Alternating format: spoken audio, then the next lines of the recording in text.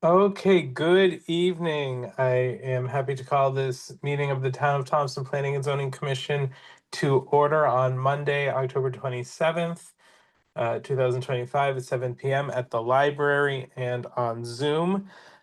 We will begin with a roll call and Tara, I'm going to ask you to help me with that. I cannot see really any of the I got commissioners. that covered, Joe. It's a terrible angle for that little camera. I apologize. So just calling on the members in the order they are seated, starting with Russell Robin, just acknowledge that you're here. Yeah.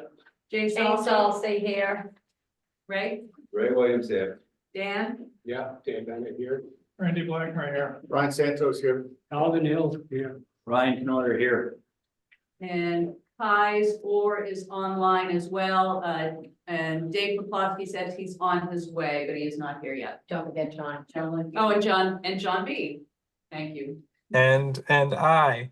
Okay, so Mike Krunkle is on his way, Mr. Chair, because he just called me, so he was at the town hall. So I I had see Dave and Mike have just walked in. I can see that. Yeah, we'll grab another couple chairs. Yes. Thank you for bearing with us for our alternate location. Yes. It's a little less well set up here. Did Dan Bennett show up, Mr. Chair? Yes. Thank you. Yeah, John Dan's there. Okay, I'm just checking it off. Where are you gonna put the chair?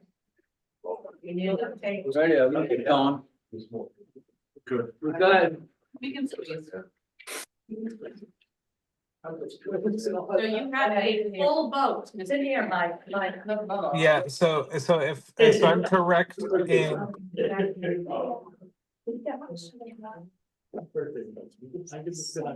All 10 regular members are in attendance either in person or on Zoom. great, so we have alternates. seating. We are seating no alternates. Thank you. Okay, my apologies here. Okay. I'm sorry, and I'll now ask us all to stand as we are able for the Pledge of Allegiance.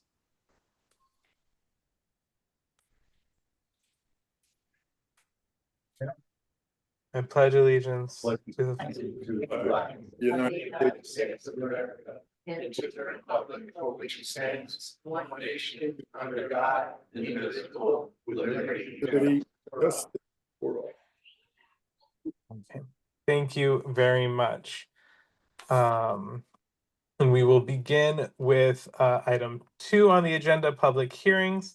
Application 25-29, applicant John Gumpert, property owner of 929 Riverside Drive, map 167, block 60, lot 7, zone DMRD, 9.44 acres.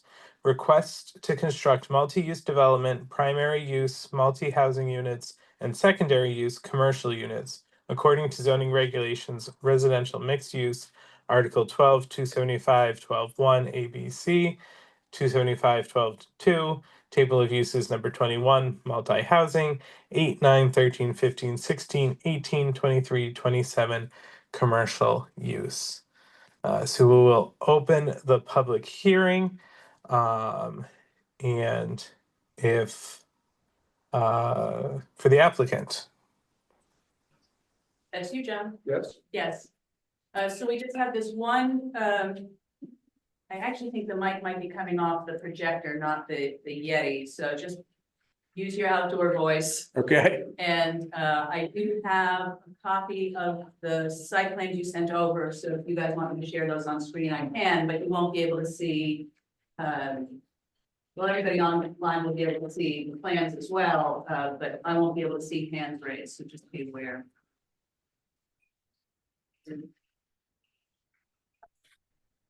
Was there a question in there? Sorry. I'm just letting people know that I'm not going to be able to see hands raised on the screen when I'm screen sharing. Okay, perfect.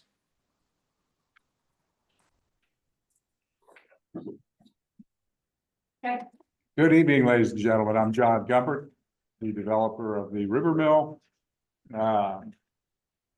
River Mill is one of numerous projects similar to this that we've developed and are developing. We are historic redevelopers, so we search out historic buildings and bring them effectively back to life. And there are dozens of examples of what we're doing. And we have quite a few examples of what we've done and, like I said, what we are doing.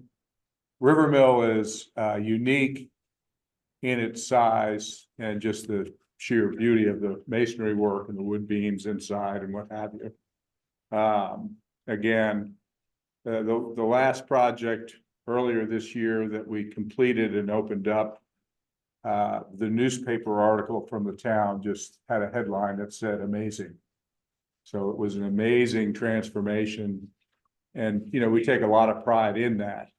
They're very difficult to do. We have lots of groups to get in front of, lots of groups to get approvals from. We have, in this particular instance, environmental issues that are substantial that we're overcoming. In all instances, we have historic issues. So we just have lots of folks that we have to satisfy. It's actually my favorite part of this type of work, and I do this because I really truly love it, is the diverse group of people we work with diverse backgrounds, diverse inputs, including this committee. It's just fun to do. So you hear from everybody, and it really is and we have as many problems as anybody has. I mean, we have vandals breaking into buildings. We have everything you can imagine. The project that ended with amazing as the front page was set on fire while we were in this process. Now, it didn't burn a part of the building that was significant, but was set on fire. So, you know, we have all kinds of issues that we go through, but the reason we do it is, as you can see the pictures of the building, it's a magnificent structure that you will not get again. This particular building was brought to me by a demolition contractor who said, we have the rights to tear this building down. And just to go into a little deeper than that, demolition contractors use subcontractors to do the actual work. Two different subcontractors that were bidding on it called me in Atlanta and said, you can't let these people tear this building down. It's absolutely too great. Go look at it. And we did, and we went through an arduous process of working with the owner to get the right to redevelop it. I've spoken many times on this project and talked about how long it takes to get this thing done. And it does take a long time. And I recognize if there's a weakness in my business, it's how long it takes to get one of these done. But when it does get done, the whole community celebrates it. And they've been, you know, we've never had one. I did my first one of these about 25 years ago. It was never vacant. We never had probably less than 98% occupancy in it. So they have high demand for the product. People love tall ceilings. People love exposed brick. They love exposed wood. You know, this is a market rate deal. So we're building, you know, granite countertops and just a really first-class project. So with that, just know that I'm excited. And that's probably obvious, but take any questions anybody has. And so certainly, if there are any questions from the commission for Mr. Comfort. Yeah, Ryan's up. Where do you estimate the environmental costs at? It seems. Speak louder, Ryan. Is that in like a 10 million? No, it's not 10 million. Probably in the 3 to 4 million range. And you know, the difference between some of the industrial projects in the Northeast is you have industrial contamination. Now, River Mill had a previous company that operated out of it. That company was bought several times, but they've agreed to pitch in some money to clean up the things that their subsidiary did. And then you have just normal things like buried oil tanks, PCBs and transformers, things like that you have to clean up. And then we have normal stuff like lead-based paint that we've got to take care of. Asbestos, not to that big an extent, but to an extent. But that's the environmental. but I was thinking asbestos. Yeah, I mean, there's always asbestos in anything at this stage, but it's not a huge issue. I think I would be more concerned about the lead-based paint just because regulations have tightened up on that. And getting that to where it's not a problem is something we think about. Jane has her hand up next, Joe. Yeah, go ahead, Ms. Halsey. Okay, my question is concerning the lead-based paint, especially since you're going to be putting apartments in and everything else. I don't know if you know what happened in Putnam. They went in and did over a mill and they've had a serious problem. They have children now with brain damage because of the lead paint. What is your procedure and protocol to make sure that this does not happen here? Well, it's an interesting question. Now, every mill that I do has lead-based paint. Yes. And every mill that we do, we use sandblasting to take the paint off. So the question is, and I don't know the answer to Putnam. I know they had problems and I was on the phone with my environmental engineer today. Saying barring a real mistake that they might have made, what is the real risk? In other words, how do you, when we deal in other projects here, we have PCB contamination. In fact, a mill we're doing was painted with PCBs. And I asked the environmental engineers on that, what's our risk? And they said, well, once you clean it up, if someone lives there 80 years, they could have a risk of whatever. I thought, okay, well, it's not likely anybody's going to be here for 80 years, but we try to do risk-based assessments and figure out, how do you protect the public from the lead paint? Given that they had this big a problem at Putnam, not knowing what protocols they use to take care of that, we have a group that does nothing but that here locally. So my question to my environmental engineer and to them is, how do you prevent it from happening?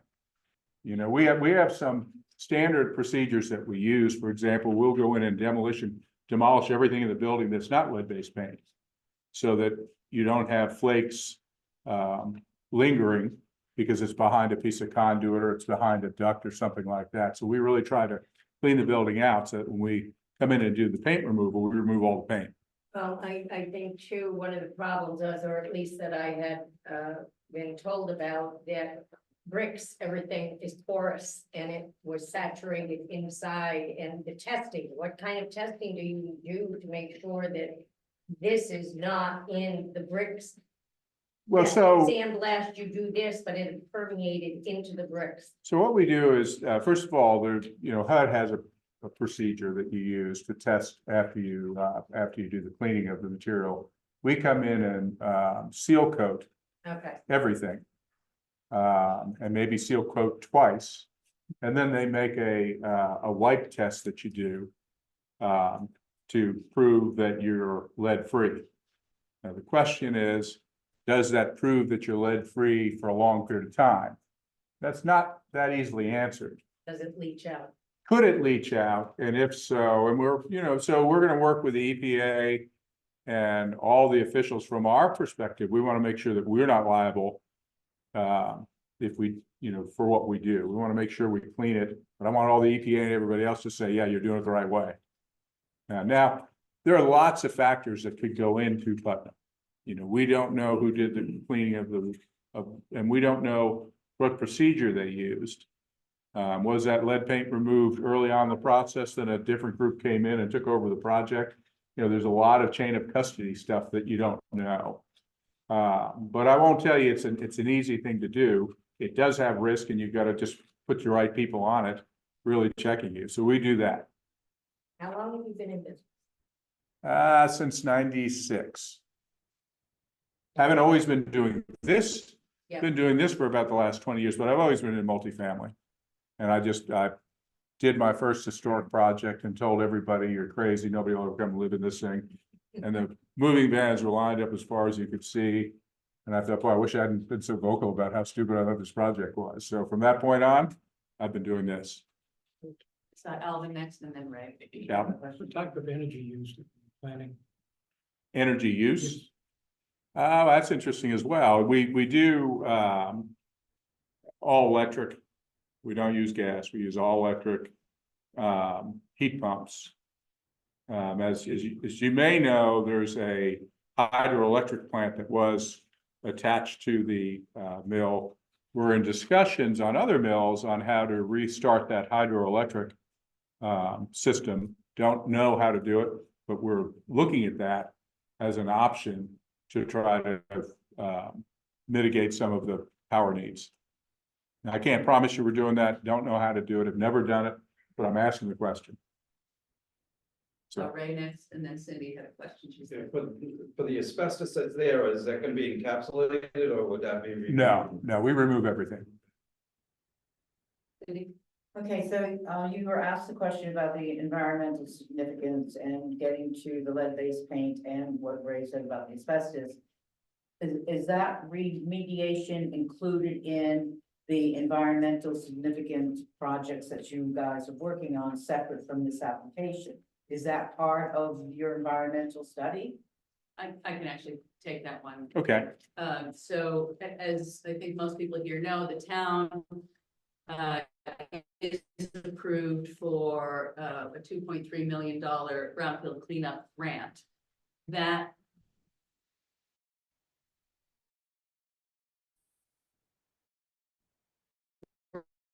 to do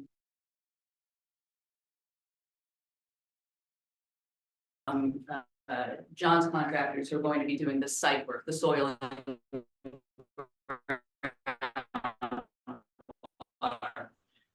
So So have you going interior? interior, Okay, yes. so that pretty much answers. Sorry, guys, we just briefly lost connection. What was I saying? Oh, yes, so we have, our environmental design firm has been working periodically in the building for a month and a half, 2 months almost. So they are working on their designs. Part of the reason that I advised John to come in with the change of use permit at this time is because some of those designs might be informed by the uses that get approved. So that's why we sort of separated out the building from the groundwork in the application. And the other side of it is some of the groundwork that's done late in the process. So if there's ground contamination, BCBs or whatever, if you put a parking lot over it, that protects the public from getting to it. So that's what we do.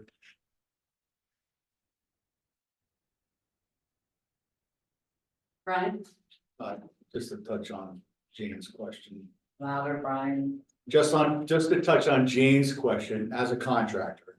I know it's important about whoever lives there, the residents, is about lead and asbestos, right? It's obviously critical. I'm not gonna touch on what happened with Putnam, but the contractors that Mr. Gumpert hires, say selective demo contractors, there's a thing called the Right to Know Act.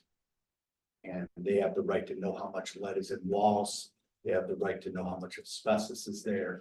And when the gentleman, or the contractor comes in, they know how much lead is there, and it goes out as regular debris. They have to do a T-clip. So there's all kinds of testing parameters around that. And they have to follow those state guidelines very cautiously and clearly, and they have to get air clearances and various other things. So I think that'll be well managed. Yeah. In this regard. Yeah. Yeah, well, we've got good folks on it, and we do all that testing that you speak of to inform everybody, and then we test afterwards to make sure it's done. So the asbestos is pretty simple. You can see asbestos, you know it's gone.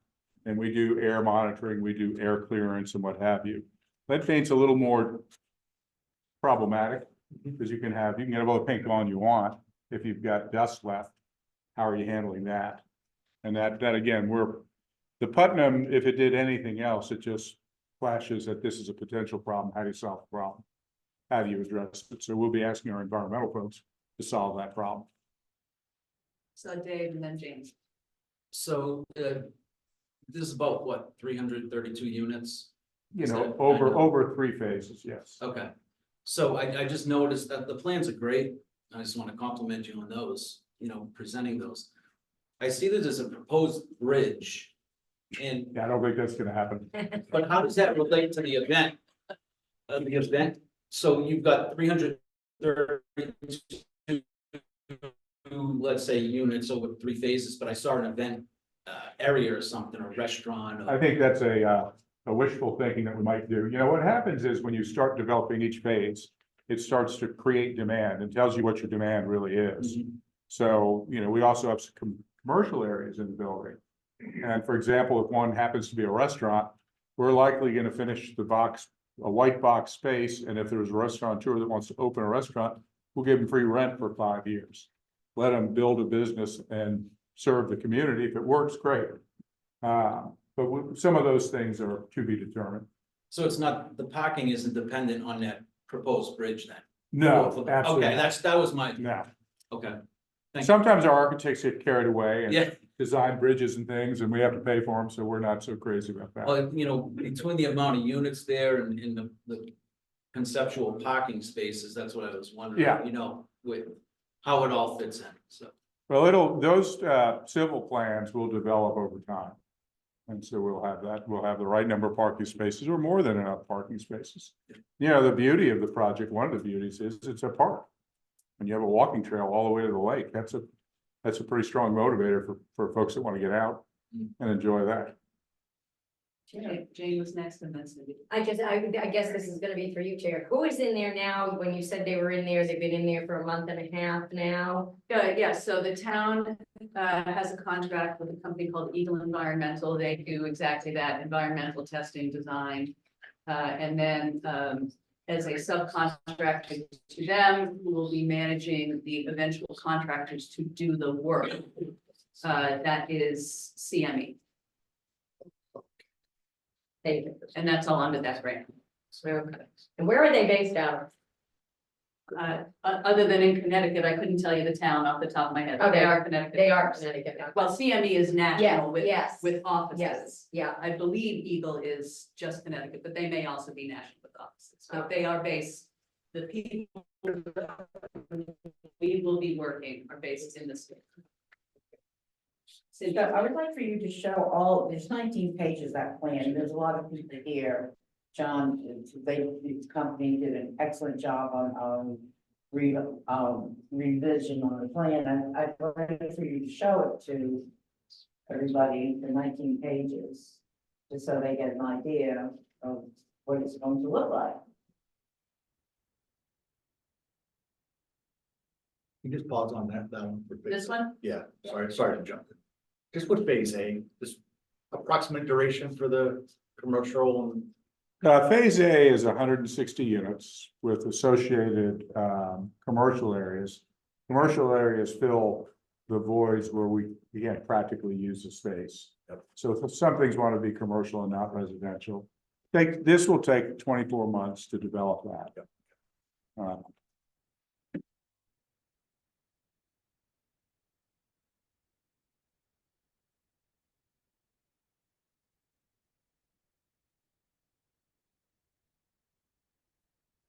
And we, Go ahead, Jane. Size of the apartments that you're putting in? What's the average? I mean, 1 bedroom, 2 bedroom? There. I'm having trouble seeing Oh, okay. that. I'm I sorry. can make it a little bigger, probably.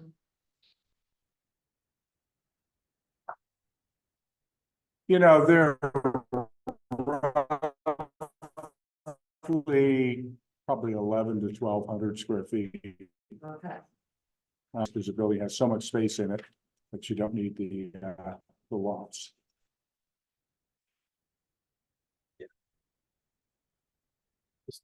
I'm sorry, is it okay if we just jump in?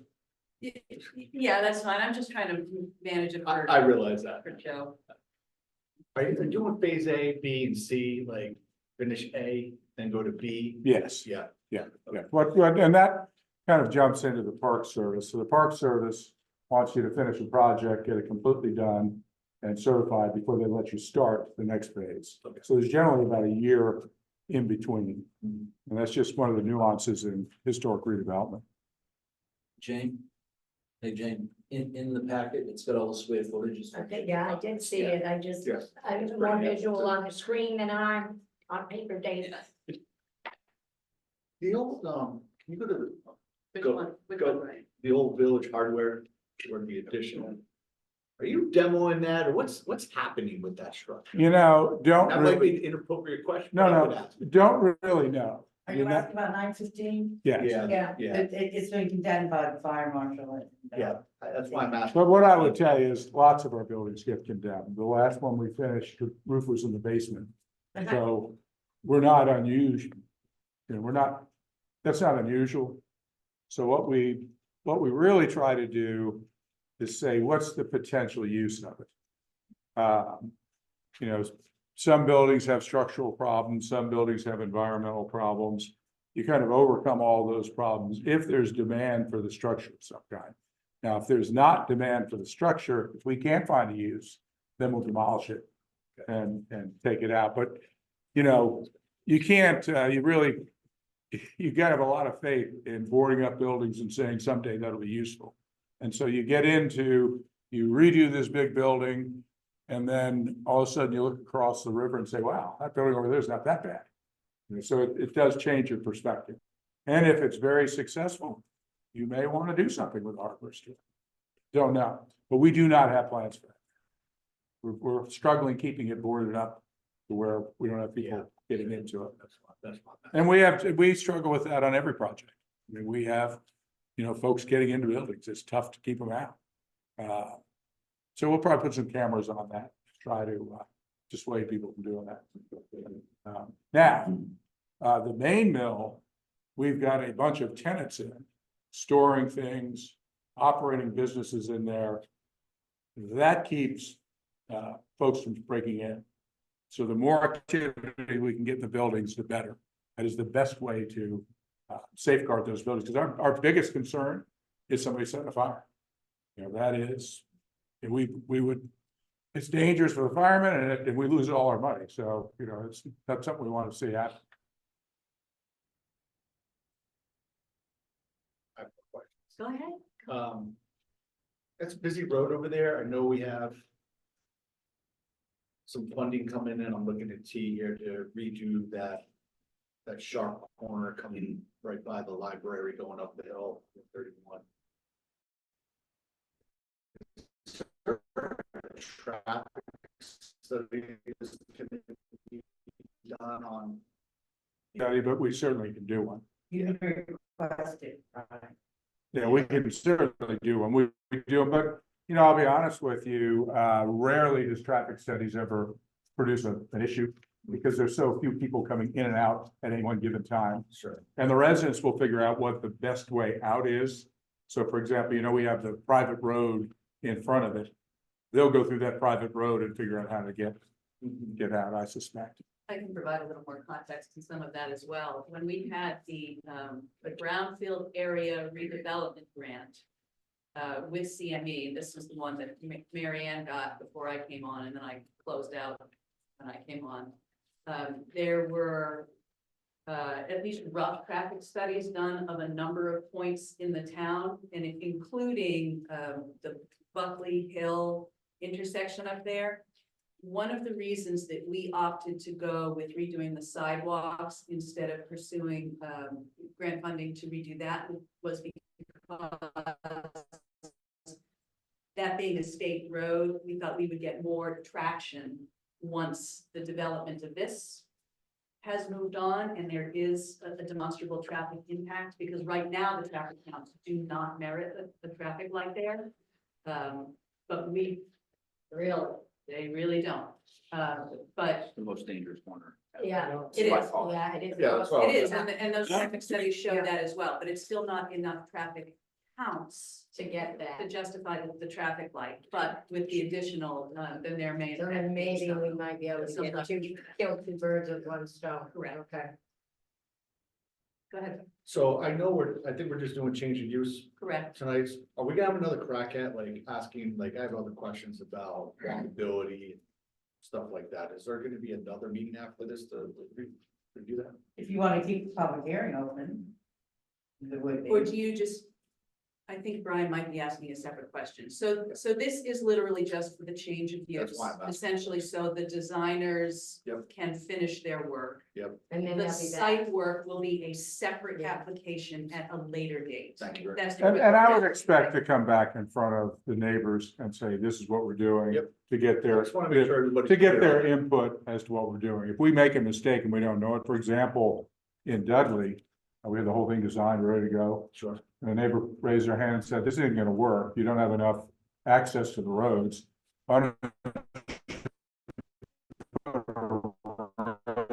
Going into, because this is where people are gonna go to get out in the morning, and sure enough, they were right. So we changed it for that, what we do, and see if there's if there's anything we missed. Sure. That would be obvious to people that live in the neighborhood, and that's so obvious as possible. I just wanted to make sure everybody was aware. That's all.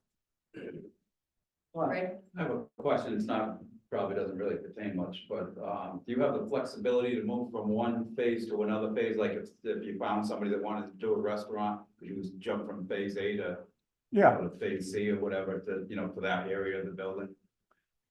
probably not move anywhere you like, but if we have someone that wanted to do a restaurant and was serious about it, we'd find a way to get the restaurant in. So if we had to change, take a couple units out and produce, something that made sense, we would do that. Because that's an amenity for the residents. And we've done that successfully in a number of projects. And it's what makes it different than a normal apartment complex.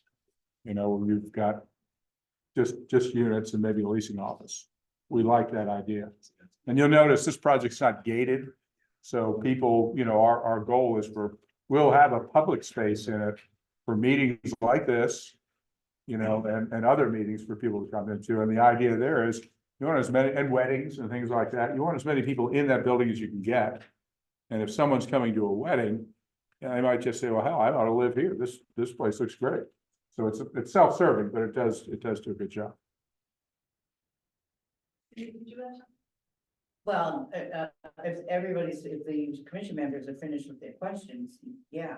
But I would have to ask Joe if he wants me to, say what I have to say about my review, or if he wants to speak. Can you hear me, Joe? Yeah. I was just, if the commissioners are done, I do want to also make sure that anyone who's in the assembled audience has a chance to speak. And I do know we have at least one piece to read in that was requested to be read into the minutes as part of the public hearing. So do you want me to go through my review real quickly? Yep. Yeah. Go ahead, Cindy. Okay.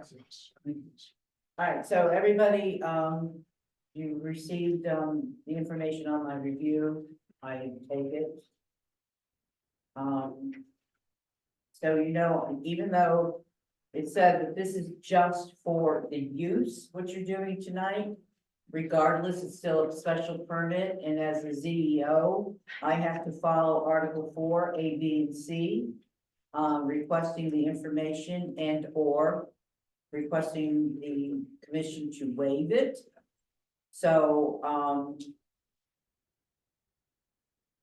I'll start with, the request for the mill sites and redevelopment advisory, committee chairperson Janet, Blanchett to read the committee letter dated October 17, 2024 into the record. Would you like her to do that right now, everybody? What was the date that you just said, Cindy? Her letter was dated October 17, 2024. Okay. She's the chairman of MISRA, right? 2025. Just Yeah. Cindy. Okay, so Janet, is that okay if she reads the letter, everybody? Yeah. Okay, Janet, you're up. Okay. So I'm here this evening as a chairperson of Thompson's Mill Site Redevelopment Advisory Committee, also known as MISRAC. We've been around since 2012, and our committee basically asked me to write a letter in support of the special permit for this application. So I'd like to read this letter into the record. The Mill Sites Redevelopment Advisory Committee's charge is to improve, enhance, and promote the town's mill sites and projects within the downtown Grosvenordale and North Grosvenordale historic villages. We're working to accomplish this by assisting town staff and the Board of Selectmen in obtaining and administering grants for projects such as environmental assessments, public improvements, brownfield remediation, and development of mill sites. We work to obtain funding for public improvement projects to beautify and make the downtown village areas more vibrant and functional. We're holding public meetings with stakeholders to advance and help market projects such as the restoration and renovation of the river mill and the replacement of the Riverside Drive sidewalks. We've also been collaborating with state agencies and land banks to facilitate redevelopment and obtain financing to projects. And I know that's probably more about us than him at this point, but I just wanted to let you know about like the long history. It's been for like 10 years. We've been working, this is one of the priority projects, and we were thrilled that Mr. Gunther took an interest in it. And this progress had been moving forward very slowly but surely. They are seeking to redevelop the mill in stages over the next 10 years. And the MISRAC supports the River Mill's special permit application. The mill on the National Register of Historic Places is arguably the most important building in Thompson.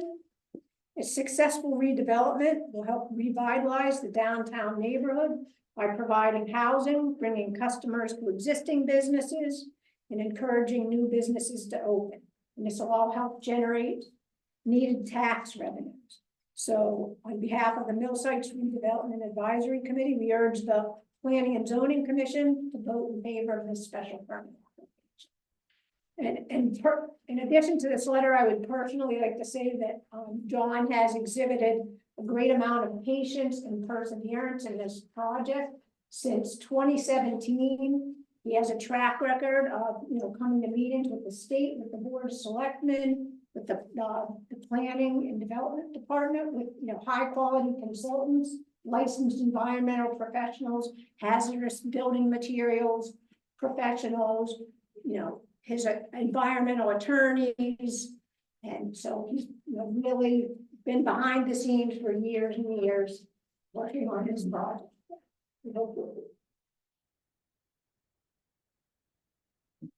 Thank you. And then she had, on the second page, all the activities that MISRAC has been doing, they've been there on the mill site.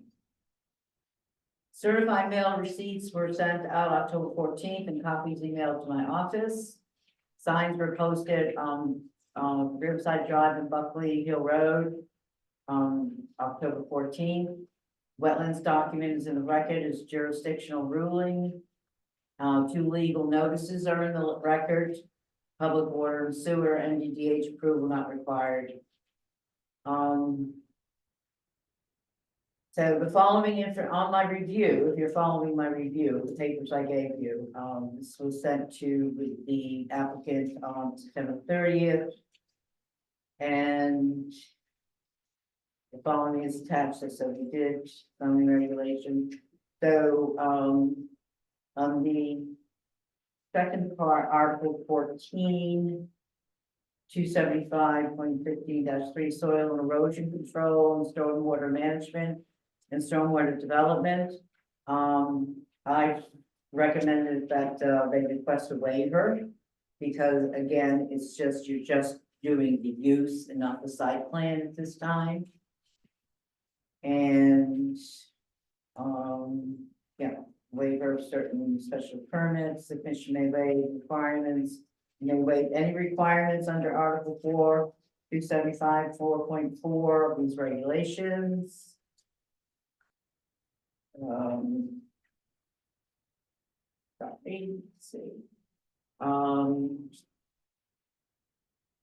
Please review the attached section, additional information, site plan. Again, they said the site plan is going to come in when the work is done, because we don't actually have a site plan. The only thing we have is a conceptual plan.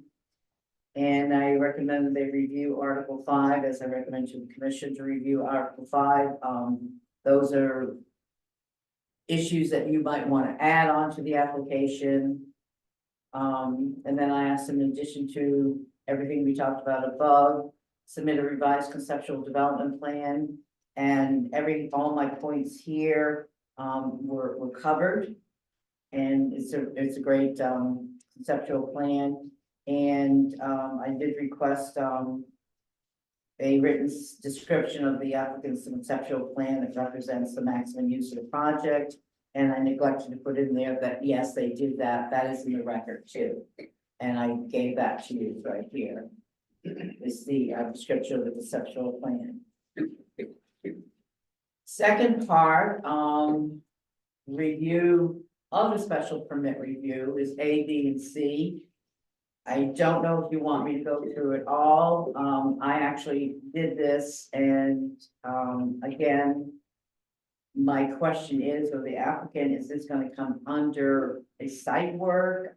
How do you, as commission members, want to handle this?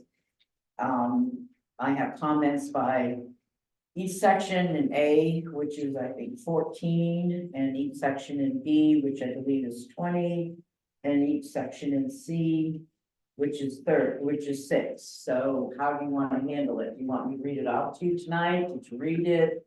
What do you want to do? Some of these, recommending they be waived, but, I did not actually get a site plan to answer any of these, points, A, B, and C. And then the last part is I gave them Article 5 under special permits, because that is up to you. You can make any condition in Article 5 for the application. So, put it in your hands, everybody. Thank you. Thank you, Cindy. Okay. Well, I guess I'll ask the question again. Do you want me to read all these points? No, Okay. I don't think that's necessary. no. No, okay. So thank you, Cindy. Are there any additional comments from the public? Yeah, so let me do a little management of the room, since you're online. I can see from here, a couple people wrote down to make comments in the public hearing. Just by a general show of hands, how many people here came to actually give a comment? I just want to see if there's more than one or two to. All right, so it's just you, so. Not on this subject. Okay, on this subject, did anybody in the room come to comment? You have no public comments in the room. Okay, and I don't see any hands raised at this point. Yeah, if you're in the Zoom room and you would like to make a comment on this public hearing application, if you know where to find your raise hand function, put that up and we'll call on you. I see none, sir. I also see none. Sam has and his if hand up, there's- though. Motion. Go ahead, I'll Nate. make it, close the public hearing. I'll second it. Okay, motion has been made and seconded to close the public hearing. Is there any discussion on that motion? Hearing none, a yes vote will close public hearing and a no vote will keep it open. I guess, Okay, go around, Joe. yeah, go ahead. Yeah. Mike, Yes. yes to close. Yes, of course. Russ, Russell Ron, yes. Jane, Yes, Ray, Yes. you're not seated. Randy? Yeah, Randy, yes. Ryan Santos, yes. Alvin Hill, yes. Ryan Canary, yes. JBL?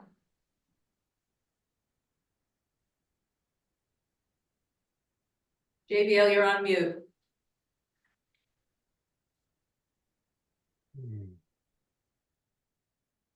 We'll call it an abstention unless it comes in. And Joseph Peretti Brown, yes. Public hearing is closed. Public hearing is closed. Okay, sorry, let me find my agenda on my 7 windows. Okay. Item 2B, public hearing, application 25-30, applicant Cleary Group LLC, property owner of 175 and 183 Hill Road, map 128, block 14, lot 4H, zone RRAD 15.293 acres. Request for a two-lot subdivision according to subdivision regulations, Article 3. The public hearing is open. Oh, wow. Norm, the camera angle is only gonna get you if you go over on that side. Over there. Thank you. Well, thank you. All right. John, John, We're gonna, they haven't voted we're on gonna it yet. vote on it Oh. after this next public hearing, so yeah. All right. I wasn't letting them go. That was just to close the public hearing, not to approve the application. I don't wanna block anyone in the public that would like to see this, but, is that, Hold on, we've done this before. okay, We're gonna move you you move me wherever you like. back. And release the public in the courtesy. Okay. There we go. Knock yourself out. And I'm assuming you could probably pull it up on the screen if needed. Yes, it'll take you a second. Okay.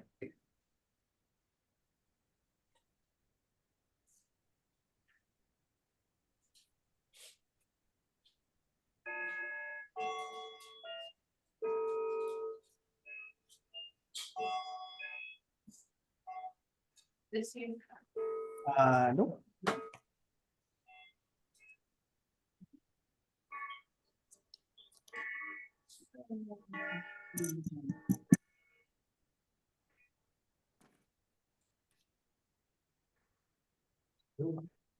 Yeah, no, I've got to find it in the agendas that I found.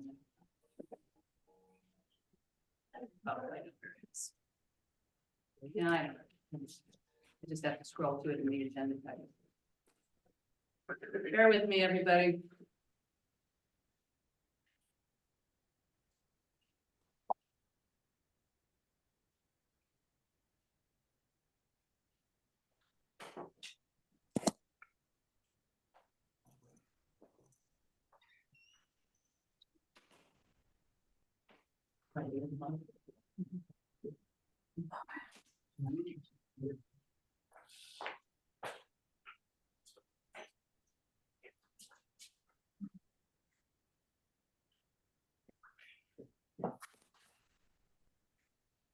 Here we go. There you go. Okay.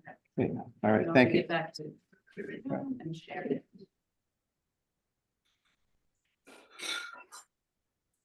Okay. So if you want to go to the next page there.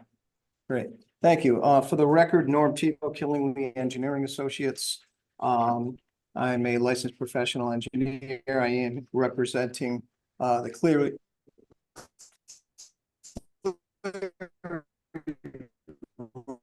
LLC this evening. What we are here for, on your agenda, it says a two-lot decision. This is, this property was part of a, by Roland Harris Associates. It was known as the Woodman Seat subdivision. This is a 15.2 acre parcel. And, there's currently one single family residence, we're showing as lot 4H2 on the right-hand side. And the second residence, which would be on lot 4H1 is currently under construction. So what we're basically here for is to separate these two structures and put them on two separate lots. So there's no activity at all. As I said, that house is under construction. There's no additional land clearing. There are no stormwater appurtenances. There are no new driveway. We are simply drawing the line to separate these two lots. The existing driveway is a shared driveway. A portion of it is in favor of I believe it's the Mashkowski property. They actually use it. And then these two lots will use it as well. There's a total of 3 separate easements going down this driveway. One of them is for that first lot. The second one is in favor of CLNP, now Eversource. And then the third one is that sort of trapezoidal spaced, little shaded area about 2/3 of the way right there. You see that little trapezoidal space, and that's basically an electrical easement that is going to be going to Eversource because the power right now is in that spot. We actually have to run it back to the house on 4H1. So Eversource is requesting just enlarging their easement in order that they may maintain in the future. We are, as I said, we are here for a public hearing because this is a re-subdivision and your regulations do require that. We did, as part of this, request a few waivers, just because they really weren't that applicable. So pursuant to the town zoning regulations, 8A2, we wish the commission to waive the following items related to subdivision plan and subdivision requirements. Number 1, Article 3, Section 3.1, and Article 4, Section 5. We request a waiver for a storm drainage plan, a stormwater drainage report, and stormwater runoff calculations because there's no proposed earthwork or changes to the existing grades. Number 2, Article 4, Section 2E, we request a waiver for hydrants or fire ponds. The reason no new homes are being added to the neighborhood. Number 3, Article 4, Section 4BK, we request a waiver for soil testing and soil test results. The reason why is no testing with the Northeast District Department of Health was done for this application. We did request and receive a B100 approval from the Department of Health for the parcel division. That has been provided to the town. And if you don't have it, I have a copy of it here as well. Okay, Article 3, Section 3E, and Article 4, Section 6. We request a waiver for soil and erosion control plans because there's no proposed grading with this application.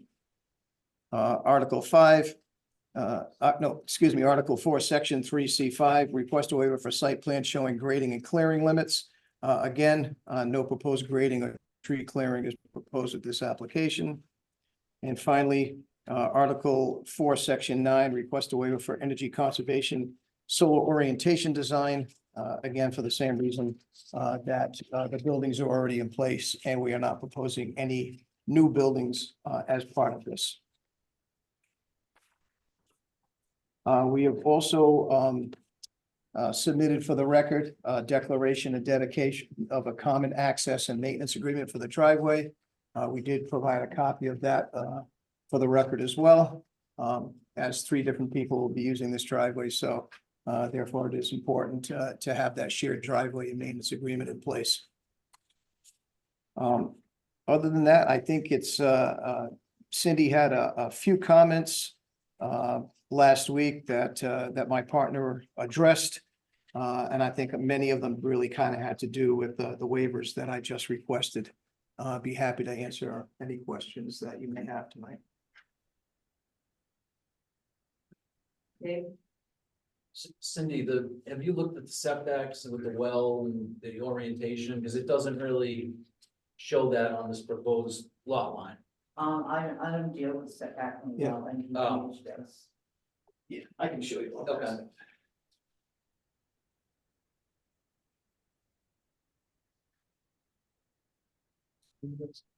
We have an enlarged plan, sheet 4 is the enlarged plan. So this is the house that's under construction. The septic system is here.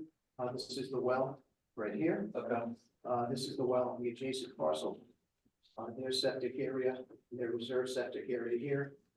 These are the lines that, the heavy lines are the lines that we're striking. And we did it to make sure that, first of all, we need to be 15 feet away from the property line of the septic system. We actually located this septic system on lot 4H2 by exposing the ends of it so that we know that these are accurate. Okay. Okay. All right, thank you. You're welcome. That's all I got. Thank you, Cindy. Can I just go through? Okay. Just want to let you know that certified mail receipts are in the record. Picture of the signpost is in the record. No, as you said, Northeast Department of Health is in the record. Wetlands agency report is in the record, and Thank you for pointing out the mistake, on the agenda. I don't know how that got there. Copy and paste is our only excuse. But, your legal notices, which two were, published, says re-subdivision. I just checked them to make sure. So we are legal. And I neglected to put on here, I don't know if I wrote this up before, I got the declaration, but the declaration, for common access and maintenance agreement is in the record too. And let's see, declaration, let me see if I have anything else notes.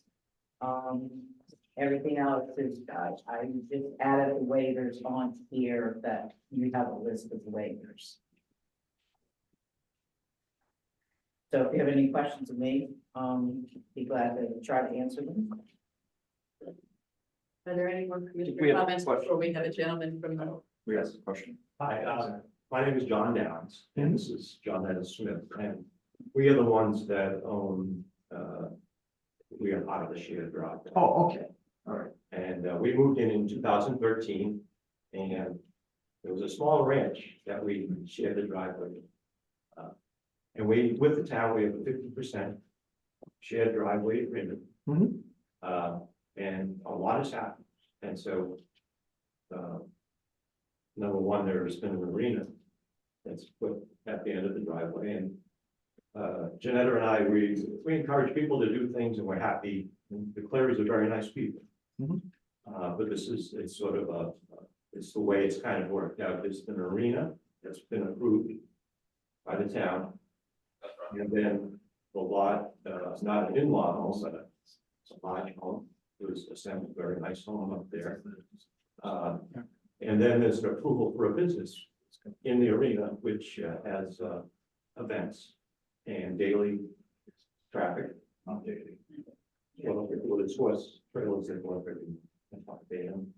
And so what I'm asking, and I've asked Tom, maybe some of this traffic in the plans could be diverted. We're not complaining about our 50%, even though our usage is 5%, probably, or 10, given all the other activity. What we're asking for is, we think we see another driveway going. Sure, we would love the horse traffic to go elsewhere instead of the front of our home. It's not that's not on the table. Isn't on the table. Okay, well, this is my comment about the whole project. And in fact, we sit there with a 50% driveway agreement. And so I'm asking for common courtesy. I'm not complaining. And again, Tom, every family is very nice people. But hopefully, during this process, some consideration can be given towards the traffic in front of our home. Thank you, Mr. Downs. Were there any additional questions from the commissioners at this time? Yes, I do. Yeah, go ahead, Mike. You're saying the husband has been present. Is that, what was that originally set up as, an ADU or? When did you start construction on it? It's only probably a year ago. A year ago, you said? Now you were zoning, put another house. Yeah. Now you just want to use it. Yeah, that's all I did is I gave the top of that field to my You should dog. be speaking on that microphone. Stay in the same way as speaking on. So basically, my dad and I built this house. Could you, just for the record, could you just state your name? Yeah. I'm Megan Cleary. My dad and I built this house. We started it about 1.5 years ago. And the only way to finalize my mortgage is to get the lot in my name. We don't plan to ever sell the lot separately, and all my horses are at like 189 Hill Road, so my borders go there. And the arena is, I appreciate John's comments, but the arena is not very busy. I'm actually trying to like not do as much with the arena. Jane's got her hand up, Jim. Yeah, go ahead, Jane. Okay, how many horses do you have that are coming in and out of there? Coming in and out, Yeah. it could be like 3 a month in the summer. And when we have one clinic a month, and it's probably like 6 to 8. I know the commission is aware, but I just want to remind you that, you know, we're basically here tonight to draw that line in the sand. Yeah. Right. Okay, thank you. Any other additional comments from the public? Nobody's got a hand up in the room. How Anybody online wish to comment, put your hand up in the raise hand function? Seeing none. I'll make that motion to close public hearing. Okay, and was there was a second as well?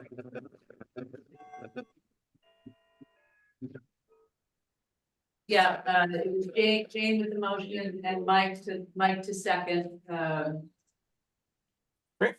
The motion has been made to Do you want close me to go public, around the horn again? close public hearing. Yes, all those in favor, or is there any discussion on the motion to close? Hearing none, a yes vote will close public hearing, and no vote will keep it open. And take it away, Tira. Mike? Yes. Raj? Yeah. Yes. Yes. Yes. Yes. Yes. JBL? Yes. Joseph Okay. Perotti Brown, yes. Okay, public hearing is closed. Thank you. Okay, sorry. Item 3, discussion of public hearings and possible action. So public hearing for 2529 was closed. It is now time to discuss and take possible action. I would just say that I think first, you know, looking at Cindy's report regarding the you know waivers is I think where we need to start.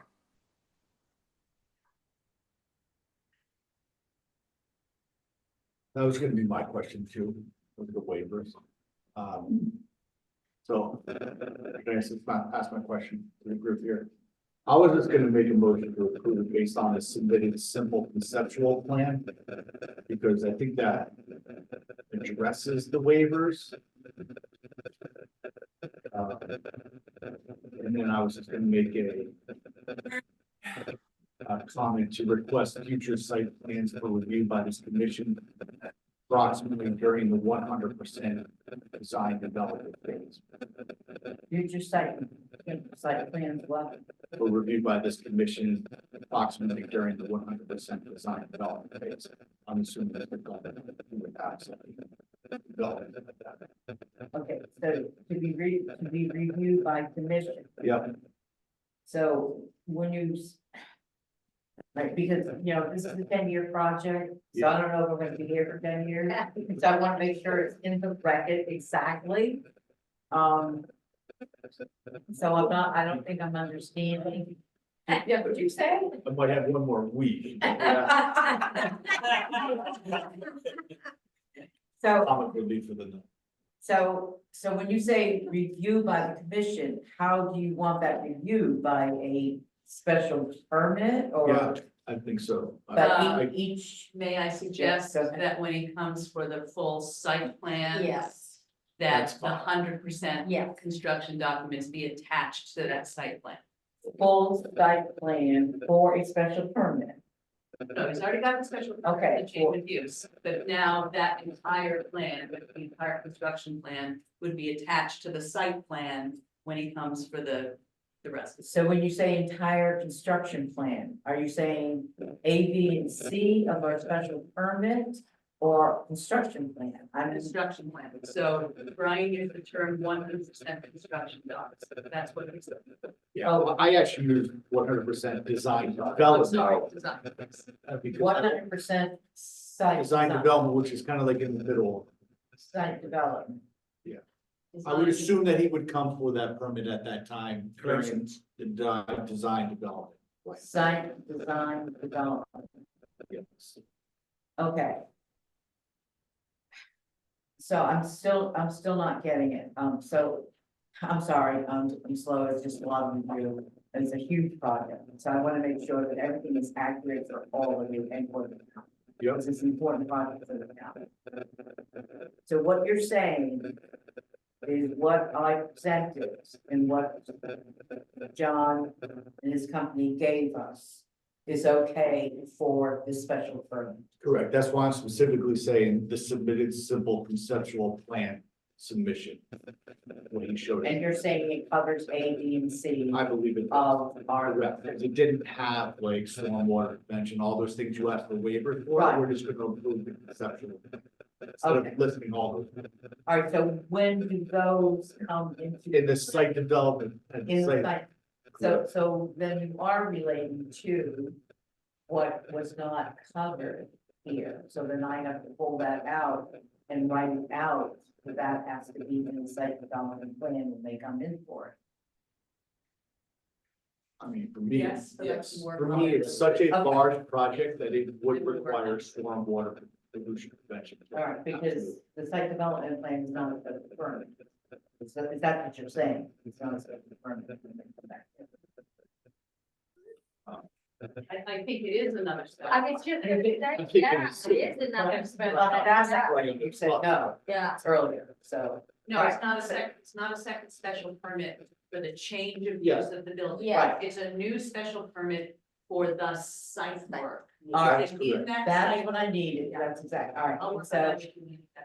all right, so you're not gonna be back till next Monday. Correct. And hopefully the plane will still be flying Sunday night and on back Monday. So I just want John to know that you're not going to get any communication from me on the approval until I sit down with Tier and I sit down together. Because after the meeting, I always send out, your commitment. But because we have to work this through. You're not gonna get it till later. Until you receive the. Well, what did you say? If it lags a week, that's fine. Yeah, fine, that's, I just. But I understand the concept, Yeah. is. It might be longer if the plane's on. I summed it up like this, Cindy. What? I summed it up like this. During 100% design development phase, this commission shall seek another special site plan review. Period. Design development phase, This commission shall This see commission. another special site. okay. That is the, Permit. Sorry, John. That's the condition, Joe. yeah, and so that is a motion that has been made with condition. Is there a second? I'll second it. Motion made by Mr. Santos, seconded by Ms. Salsi. Any further discussion on the motion? one is his computer, one is his phone, because the speakers. Hearing none, a yes vote will approve the application, a no vote will deny. Take it away, Tira. Mike? Russell? Yes. Yes. Yes. Ryan Santos, yes. Number yes. JBL? Yes, Joseph Perotti Brown, yes.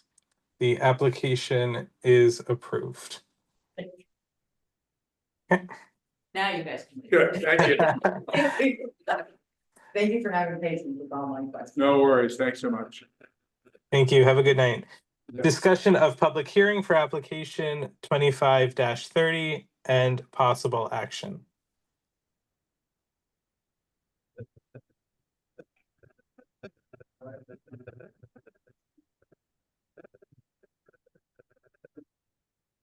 Okay, you need a motion about it. I'll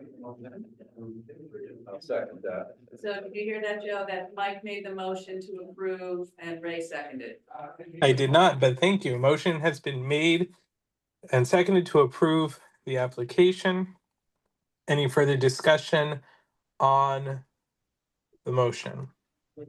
Brian? Just on the waiver, Cindy, do we want to just say per your waiver requests? Right, yes. As the condition instead of Yes. listing them all? Yeah, yeah, Okay. yes.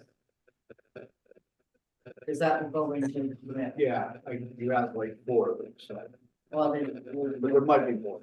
yeah, That's that'll all I can see right now. So, Mike, would you amend to include the waivers, you know, recommended by the CEO? And Ray, do you second as amended? Yes, I do. Excellent. Any further discussion? Hearing none, a yes will approve with yeah, approve as amended.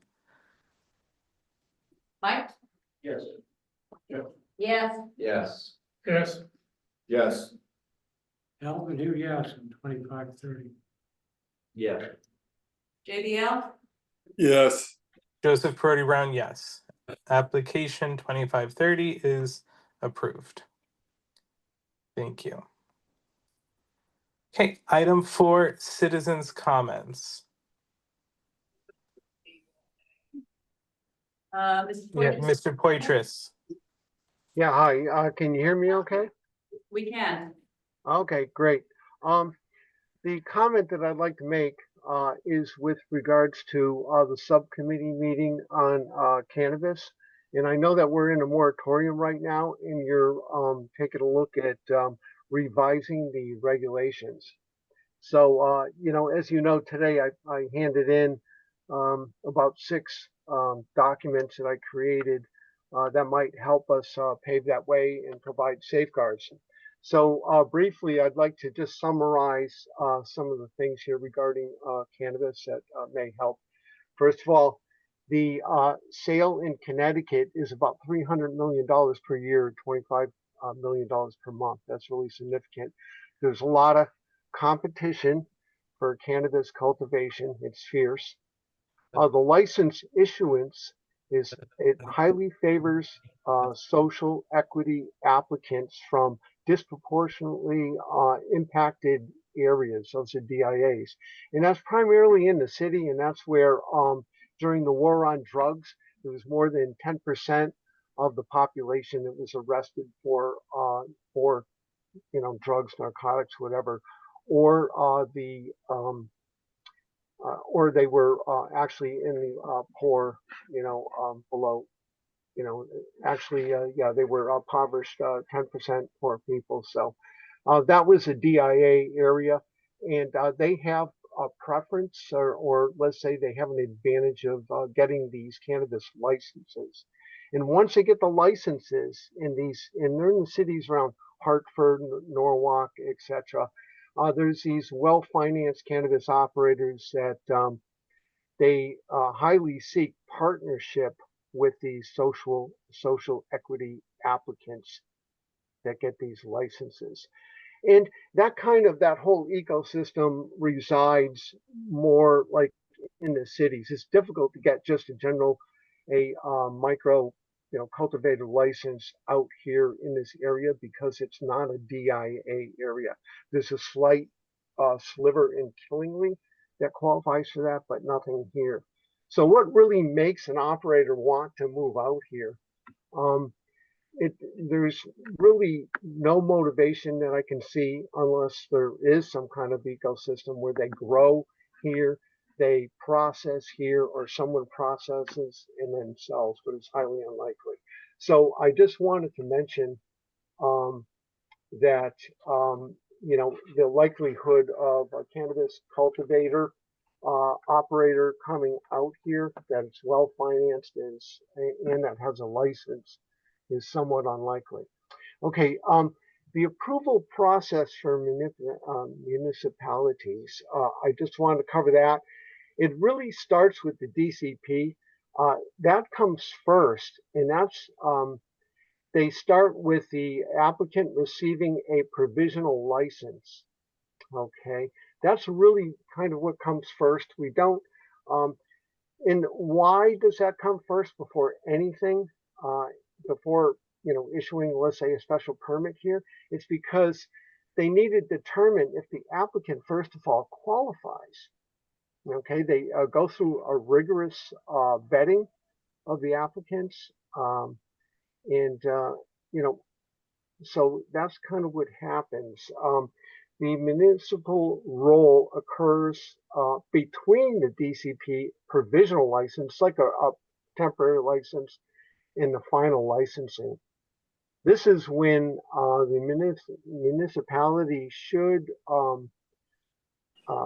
they should not issue a special permit until this actually occurs. Okay, and I just wanted to mention that. I think we don't want to misstep and issue, special permits for cultivation in the town of Thompson to individuals or an applicant that has not been properly vetted and does not have a provisional license. Otherwise, what would happen is it would be detrimental to the neighboring residents. It could devalue their homes, and there will never be a license issued by the state. So I think I'm exceeding maybe the 3 minutes. And the last is that I just briefly, I did put together a proposal for a regulation that establishes a framework for evaluating proposals for cannabis cultivation within the town of Connecticut. And the purpose is to consider such facilities on a case-by-case basis, considering location-specific factors, community input, and compatibility with the town's character and existing land uses while maintaining compliance with the Connecticut general statutes. We don't want to, I've been listening to the subcommittee meeting, we don't want to box ourselves into a corner and say, gee, we want this specific amount of land to have this cultivation, a cultivator. I think we need to keep that somewhat vague and treat it on a case-by-case basis. And that's about all I have. Okay, thank you. Thank you, Mr. Poitras. Anyone else in the Zoom room have a comment? Raise your hand if you do. Anyone in the general audience here? I see none, sir. Okay, thank you. And thank you again. Item 5, approve minutes. First, for the subcommittee meeting annual regulations review, we are starting with October 16th, 2025.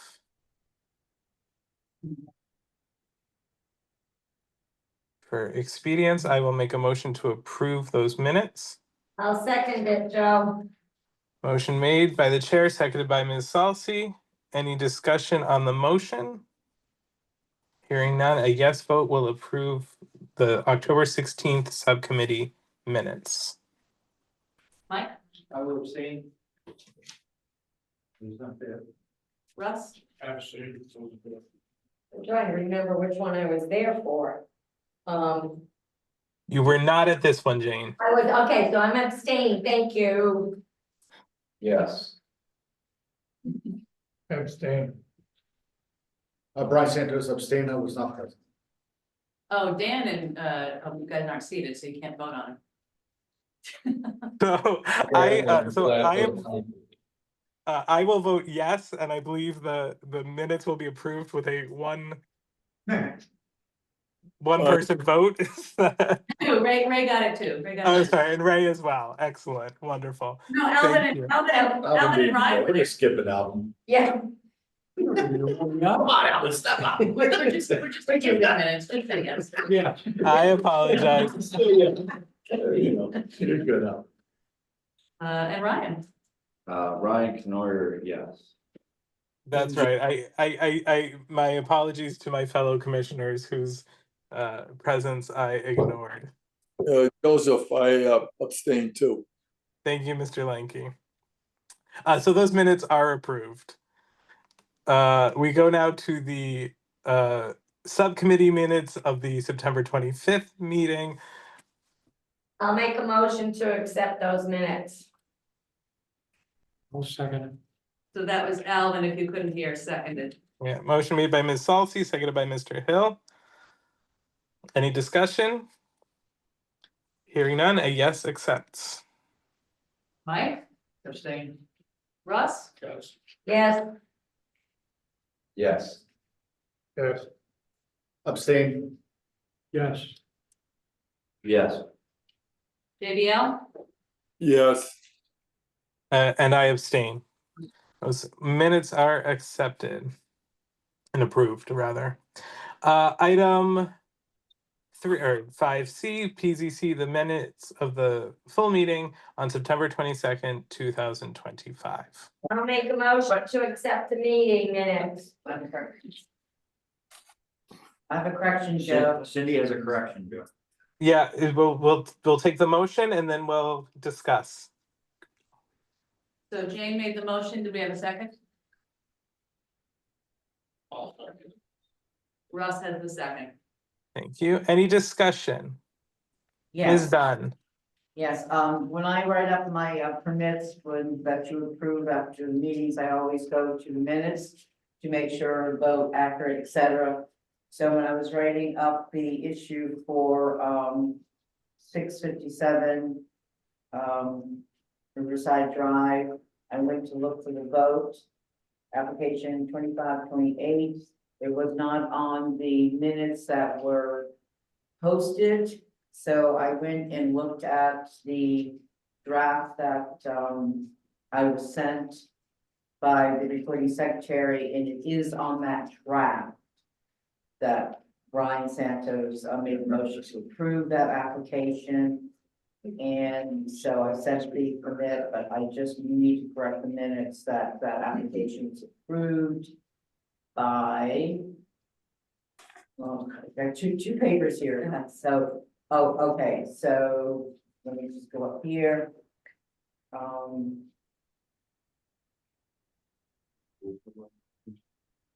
25. 2528. I'll get it for you. Brian Santos moved to approve pending approval of the fire marshal, second by James Southey, all in favor. That sentence was not in what was posted. So we need to put that in. Excellent.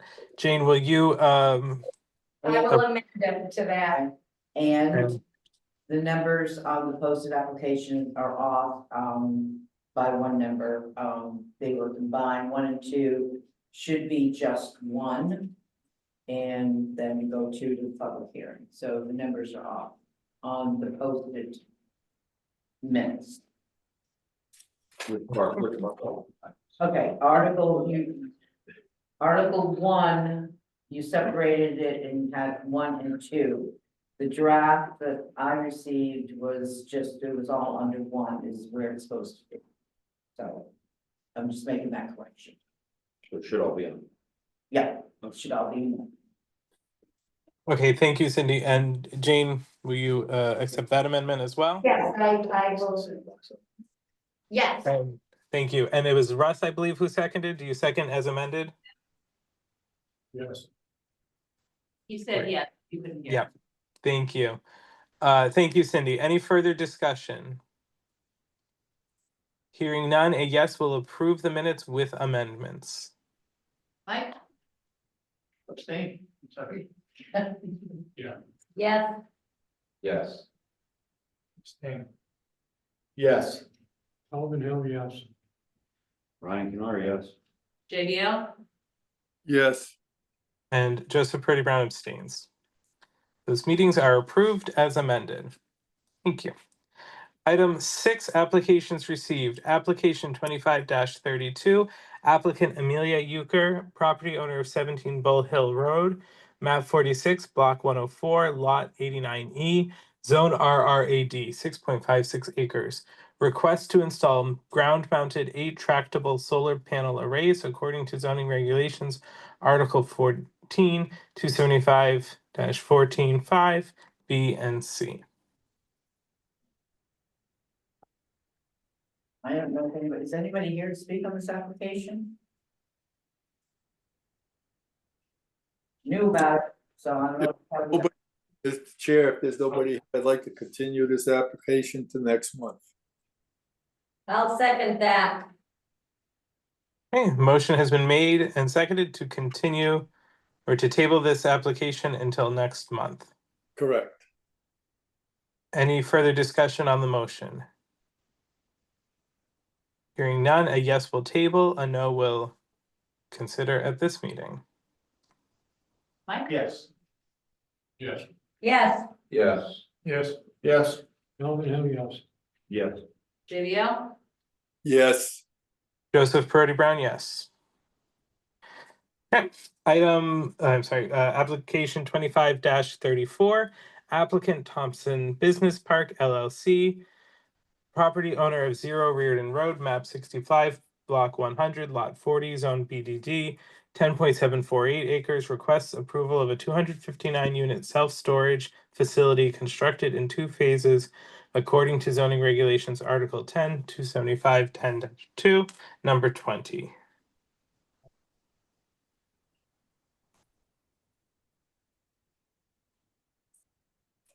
Mr. Chair, this is for the zoning enforcement officer. All he's looking for is to do, let me read this again. Well, Request, there is. Yeah. Go ahead, John. well, it's a request of approval to put 259 units self-storage. So has he come in with any type of consensual, beautiful, any type of plans on exactly, I kind of didn't get I didn't get the packet until late today. He's here, John. There for the applicant. The engineer is here. Oh, okay, all right, sorry. No worries. Once again, for the record, Norm Tebow, Killingly Engineering Associates. I am here representing Thompson Business Park LLC for this parcel on known as 0 Reardon Road, but it's map 65, block 100, lot 40. And the zone is the business development district. So a little bit of a history on this. We were in a couple of years ago. We went to the Wetlands Commission. We received wetlands approval for this particular project. And going through the zoning regulations, storage is a staff review by right. But a couple of years down the road, Cindy called me after the owner started doing some land clearing out here, removal of trees and so forth. And she said, I don't think that they ever got a zoning permit. And I went back to my files and we had the list of uses that are allowed for this particular zone. And it said storage was essentially a staff review.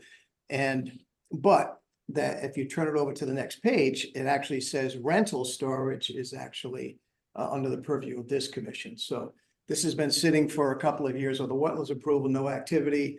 Nothing was really discovered until the owner started doing some tree clearing out here. So that's why we're before you this evening. As you said, this is a 2-phase project. If you look up on the screen, the two buildings on the right-hand side would be built first, and a portion of the road going up to that point. And once those particular units are occupied, the remaining units, which are to the left, which is actually north is actually facing right up on this plan. So that will be the westernmost buildings will be built in the second phase. One of the other things in reviewing this as well with Cindy, which is also something that's on the agenda a little bit further on down the line, is that we are going to be moving a significant amount of earth as this is being developed, which will require a special permit for earth removal. I believe on the agenda, it just says accept the application for review and possible approval, but I believe we do have to schedule a public hearing for that. So my premise for giving you all this information. If the commission, had questions on this tonight and, felt as though didn't want to quite move forward with this, I mean, we will be back here for the public hearing next month anyway. So there's no particular urgency on this, but I did want to kind of give you a flavor of what we're doing here. The site itself is kind of, we have to cut this roadway in to the south. As you can see, we do have cuts of up to about 16 to 18 feet in some areas in order to get a reasonable slope on the roadway. And then once we get up to each of these areas, we flatten out the terrain and would be pulling soil from some areas and pushing it in the other areas. But nonetheless, we're coming up with an excess soil of over 30,000 cubic yards that ultimately will have to be transported off this site. The intention is certainly not to make this any kind of a sand and gravel operation. This is not good material. And I believe what the owner would like to do is when they construct phase one is stockpile the materials on site and hopefully find some takers for it as, over the year as they construct this. It's like I said, it is an excessive amount of soil that has to be removed off the site. As far as the drainage goes, we've got a series of 5 different stormwater basins on this property. Drainage kind of goes off in 3 different directions, all primarily to the north. But the northwest, where these 5 larger units are being constructed. If you could pan that drawing down just a little bit. There you go. You can see up in that area on the middle of the site, that's the largest of the stormwater basins. And we got a number of sub basins and smaller basins throughout. Many of them are sort of connected in a series where you've got some smaller pipes to limit the amount of the rate of drainage from the site. Ultimately, two of the drainage areas, and like I said, everything kind of goes to the north. We are designing reductions in the peak runoff. The only place that we do have any kind of increase in the peak runoff is where the roadway terminates adjacent to Reardon Road, but we are capturing that water and we are going to be funneling it to the north. There's a swale that kind of runs behind the stone wall and then it goes to a wetland system behind the stone wall further to the north. I might note that there are very slight increases in the drainage rate.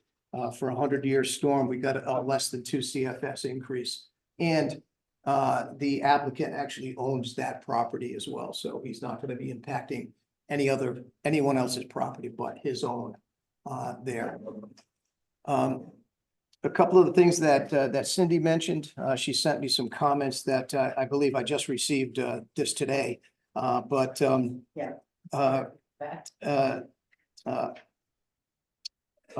4, 275 4-4A and B. We do have a boundary map attached to this. It's sheet 2 of the plans, which actually shows the abutting property owners as well. Then Cindy mentions parking area. We don't have any dedicated parking area here, but typically as these things work, people drive up to their storage unit, they get out of their car or their truck and their trailer, they unload or bring something into that. So there's no dedicated parking area because as people access their rental units, that's where they park. We do have 24 feet of separation between each of these units, which would allow for a 2-way traffic back and forth. So we don't anticipate any issues with parking as a result. There is going to be a small office in one of the buildings for the first phase. It's just going to be basically the rental area, and if people have any questions and so forth. The site itself would be gate controlled. Anyone who is a renter here will have the access code for the gate. They'd be able to access the site by just punching in their code and going to their unit. as pretty much all of these types of facilities go for. We did not provide any kind of building or structural plans. Once again, if it's something the commission wants to see, I'd be happy to obtain that for you, just to kind of give you an idea, but these things don't look any different than any of the storage units you see at, you know, any of these facilities around the area, and there are a number of them.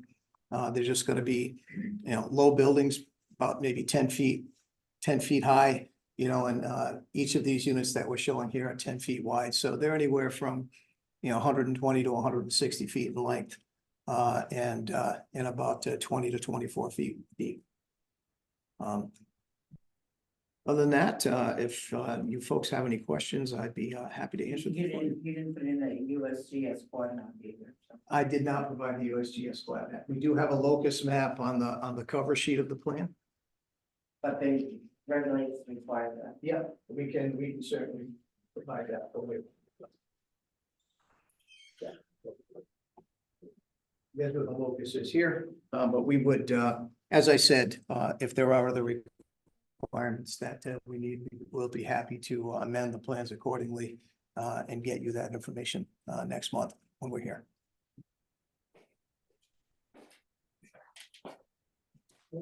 With, So, go ahead, Dave. hey, Joe. Go ahead, Dave. Yeah. So personally, I'd like to see more of a plan, you know, a site plan, lighting. I mean, we're not seeing anything, we're not seeing, is there gonna be? There's lighting on the building. We do have. Oh, so the plans that we had didn't have, Yeah. did that? These, each of the buildings, we have building mounted lights on all of them. We don't have any perimeter lighting there. We're showing some trees along the perimeter here, which up 50-foot spacing.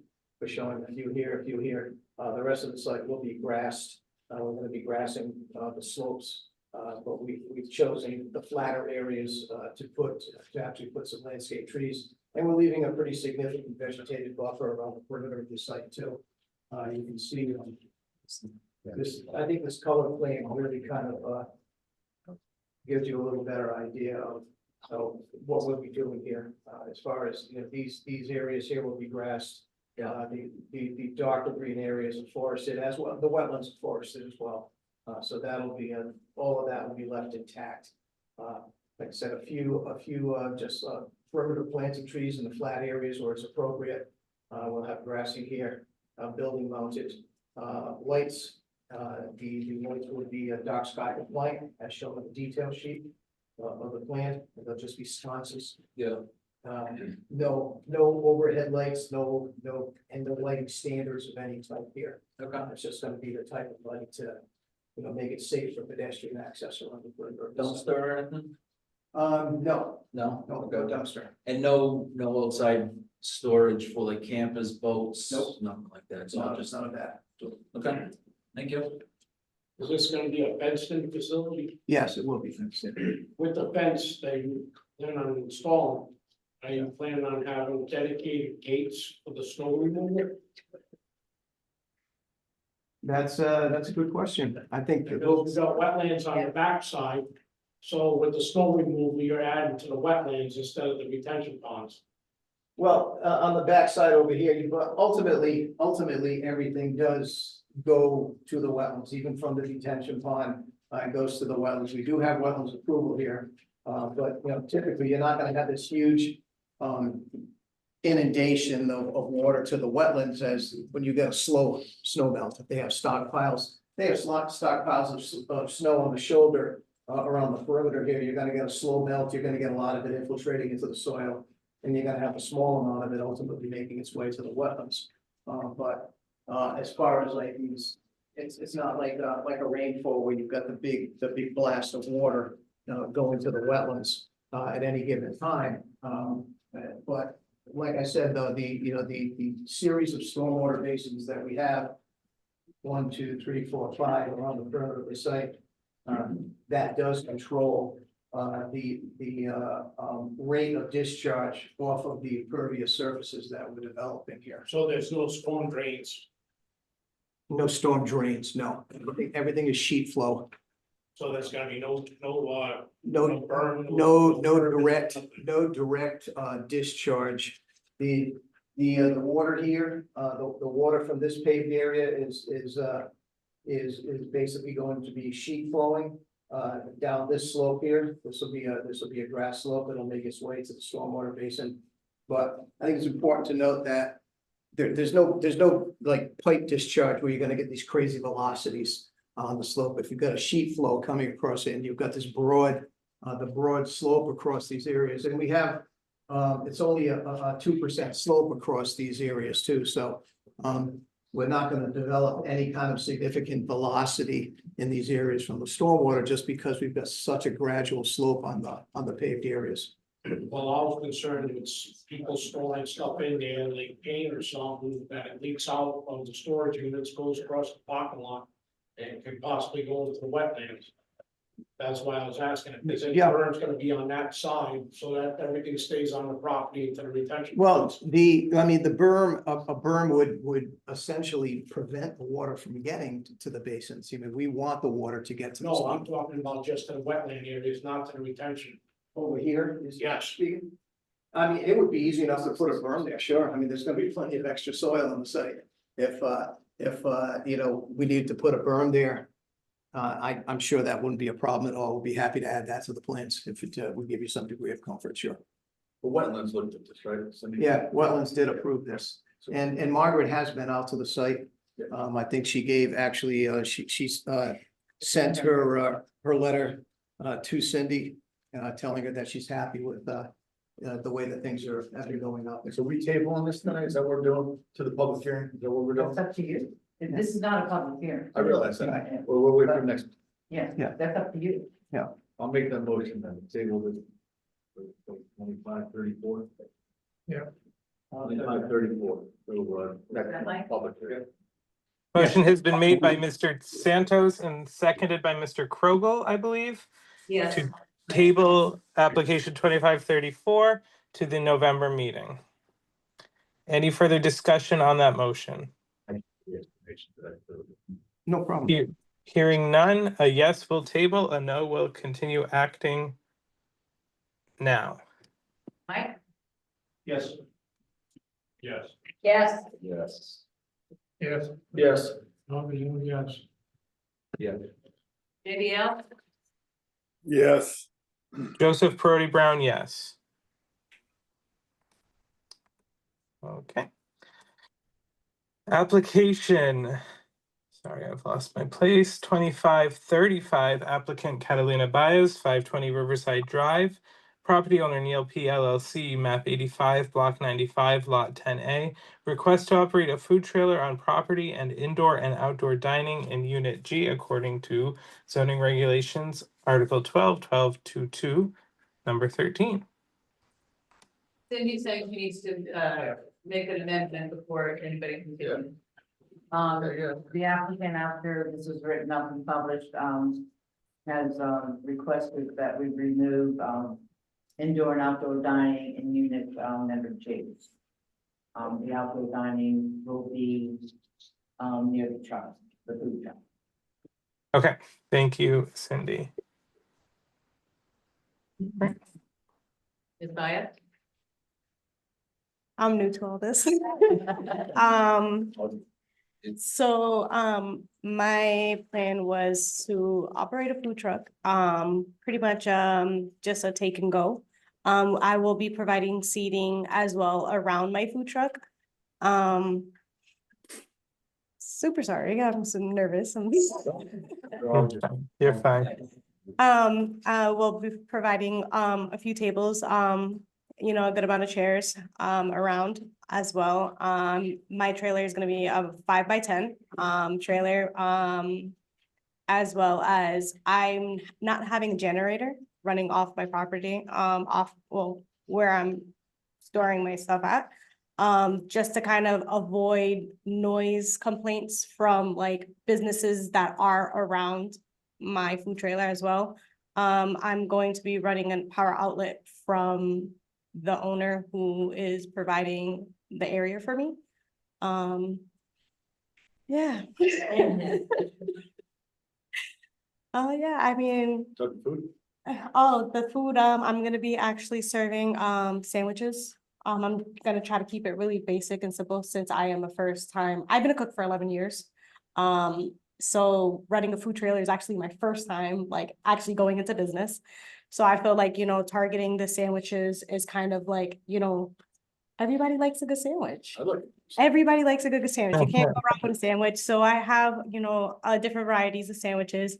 I am gonna actually be providing as well gluten-free and allergies, regulations on top of that. I mean, I'm gonna throw in, a few, Oh, wait, go ahead. I just want to make sure they know I want to have a question. I do have I do have specials on my menu, that I'm gonna be provide weekly and, getting, feedback from, my customers. I'll have like a board and they're gonna let me know, I'm gonna have like things set up there, like, okay, what you guys would want to see, given to the town. And I feel like, the area that I'm in, there's not really much food in the area. You gotta kind of, Pizza. huh? Love pizza. No. Yeah, there's pizza everywhere. You gotta kind of travel like a good distance. You got Dunkin' Donuts, I actually been in Connecticut for about 5 years. I'm from Plainfield area. I'm not that familiar with Thomason, but from what I drive through, there's not really much around. So I kind of having the sandwich smacked in the middle of the town, resourceful. I am gonna be providing delivery as well. Kind of make it easier instead of you guys kind of traveling a little bit outskirts of the food towards like Walmart area. That's where I see kind of all the foods at. But yeah. Jane, did you had a question? Yes, I do. 7 days a week, 6 days a week? So I'm going based off of probably like about 5 days, Okay. 5 days a week to kind of, I do need like, my prepping time and Yeah. in between. Yeah, and it's gonna kind of just be based off of like, my crowd. If I'm able to stay open 7 days, then I'm gonna be the only one running it. So, it's a lot, It's a but lot. I'm up for the challenge. I gotta put my best foot forward, and that's pretty much what it is. Go ahead, Paige. Tell me about the lighting at night. The lighting at night, I do have lighting on my food trailer. Yeah. It's pretty much LEDs that surrounded my whole trailer, so. Make sure they're facing down. Yeah, and how late at night are you gonna stay open? I'm not even sure. They Okay. didn't tell me. I don't know what times are things open till, but I was kind of shooting probably like 7, 8, kind of reasonable time where everything usually shuts down Okay. around the town anyway. I mean, open late. I mean, people drive by, oh, look at there's food. Yeah. You're gonna want to get some food, but it's all based on like what I'm able, it's appropriate time that I can stay open till. Go ahead. For Mr. Sant. Seems like parking is okay. I clearly know this business. I know that side of the business. It's always pretty ample. I'll make a motion to approve. I'll second that. Motion made by Mr. Santos, seconded by Ms. Salsi to approve the application. Any further discussion on the motion? Yeah, Mr. Chair. Mr. Lanky, Yes, I have a question on that before we go any further, is that she said she's not gonna be running a generator and everything, correct? right. So she's running power off the building. That means she's gonna have to check, have the CEO check with that. With the fire marshal, because you're gonna have to be running. He's gonna have to I think he's gonna have to okay it because he's coming up, it's gonna be coming off the building to her. So it's gonna have to require the certain size cable for the length. Yeah, he had told me that he did have that, he does have that power out on the side, that he does have it already installed there, because I guess, when I had spoke to him a little while ago, he had told me that he was already planning to have food trailers already there before I actually, we actually talked about it, so, yeah. So, All right. All right, thank you. You'll be located by the. Thank you, Mr. Lanky. In the center of the parking lot? no, I'm gonna be off to the side of the parking lot. You're gonna, if you're facing the building, you're gonna be to the right. Yes, I'm gonna be off the Okay, right side, yeah, yes. That's what I got from your picture, yes, okay. And the outlet from the building is on that side? Yes, everything, yes, on the Yeah, right okay. side. So where you see the pavement going in, it's Okay. right there off to the side, yes. Well, I think I'd like to make an amendment if we can, allowing her to stay open as long as what the other businesses in the area are open to 10 or 11, so she doesn't have to come back to us later on for an amendment. If she's open to that. For whatever it's worth, what we were discussing in subcommittee for actual regulations for food trucks last week, Ray had suggested 10 o'clock as a shut time, so that'd be. I'll put it in the comment. You can make your own hours, but. Yes, Don't tell yeah, me but that. we're giving you the option to Okay. be able to stay open longer. Okay. That's right, you don't have to. You don't I'm like, don't tell me that. It's a party. 1 minute to 10, you better be. Yeah, up. nah, You have your I- own I like option. late Saturday, so I'll be there. Okay, Yeah. hey, well, I'm gonna be there. Some soup. Yeah. Chicken noodle. It's cold. Yep, chicken noodle. I got you guys. Come see me. Great. Any further discussion? Okay, so the motion has been made and seconded. Hearing no further discussion, a yes vote will approve application 2535. A no vote will deny. Krogel, Mike Burgley, yes. Yes. Yes, Yes. Yes. Yes. Alvin Hill, yes. Yes. JBL, Yes. Yes. Thank you, Ms. Baez. Have a good night. The Thank application you is so much. approved. Good luck. Thank you, thank you, thank you, thank you. Application 25-37, applicant Tom Business Park LLC, property owner of 0 Reardon Road, map 65, block 140, zone DD 10.748 acres, request conduct earth, sand, and gravel extraction and removal of approximately yards of soil material in conjunction with construction of 25.3. I will move to accept this application for public hearing at November 24th at 7 p.m. in the Merrill Snake room of town. I'll second. that was Is there- Sandoz second here. Yeah, motion has been made and seconded to accept the application for public hearing at the November meeting. Any further discussion? Hearing none, this vote will accept for public hearing. A no vote will require some other action. Mike, Oh, Mike Burgley, yes. Yes. Ray Williams, yes. Yes. Yes. Yes. Yes. JBL, Yes. Yes. just for the sake of the Okay, record. the hearing is set. Another room. So it's 9. I'm but sorry. Just for the record, Jane stepped out of the room, so it's a unanimous vote with 9. Oh. Okay, thank you. Thank you. I'm sorry, application 25-8, applicant Craig Shea, property owner 0 Bridge Road, Maui 2, block 99, lot A, zone R, 2 acres subdivision according to subdivision regulations, Article 3. I am going to move to rate Cindy this vote. Move to what? Joe, we're starting to lose your connection. You're starting to get garbled. What was your motion? This is the one that's going to be tabled as well, right, Cindy? Yeah. Yes, it is. Yes. Yeah. I move to table to the November meeting. I second. Any discussion? Hearing none, a yes vote will table, a no vote will act tonight. Mr. Krogel, Mike Burgley, yes. Yeah, we did. Yes. Ray Williams, yes. Cindy Blackmer, yes. Yes. Alvin Hill, yes. Ryan, yes. JBL, Yes. Jane, we'll go back to you. Joseph Burger. Tabling 25-38 to the next meeting. yes, And Joseph Purdy Brown, yeah. Item 7, applications received after the agenda was posted. Cindy, none? None. Excellent. Item 8, reports of officers and staff, budget, Mr. Canoyer. Yeah, sure. Watch it, you're gonna jump. It's exciting. Get up and stand up. Let's hear it. Let's get into it. 1.1 million. Yeah, I found that $1 million, so that was in the video. NVIDIA, nice. Volunteer, let's do it. I have something better. Oh, you do? Do. That's pretty impressive.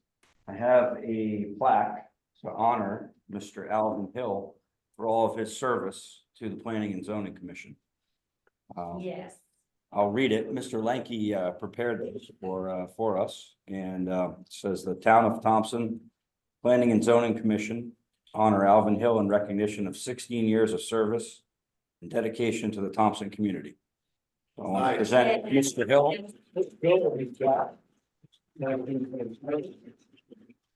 Mr. Chair, Mr. Lanky, yes, I would like to add on what he just said is the 16 years he had 10 years he had 10 years as the building inspector, 2 years as the ZEO, and then he was put on the P&G for the 4 remaining years. So his service to this town has been admirable. He's been a very good person, a helper, especially when he came out with that little pamphlet where we can shortcut everything on all the state regs and all that other stuff. He did a lot of work for us in the planning and zoning. So I think he deserves a good round of applause. Thank you. Yes. thank you, Don. You got 3 minutes, Alvin.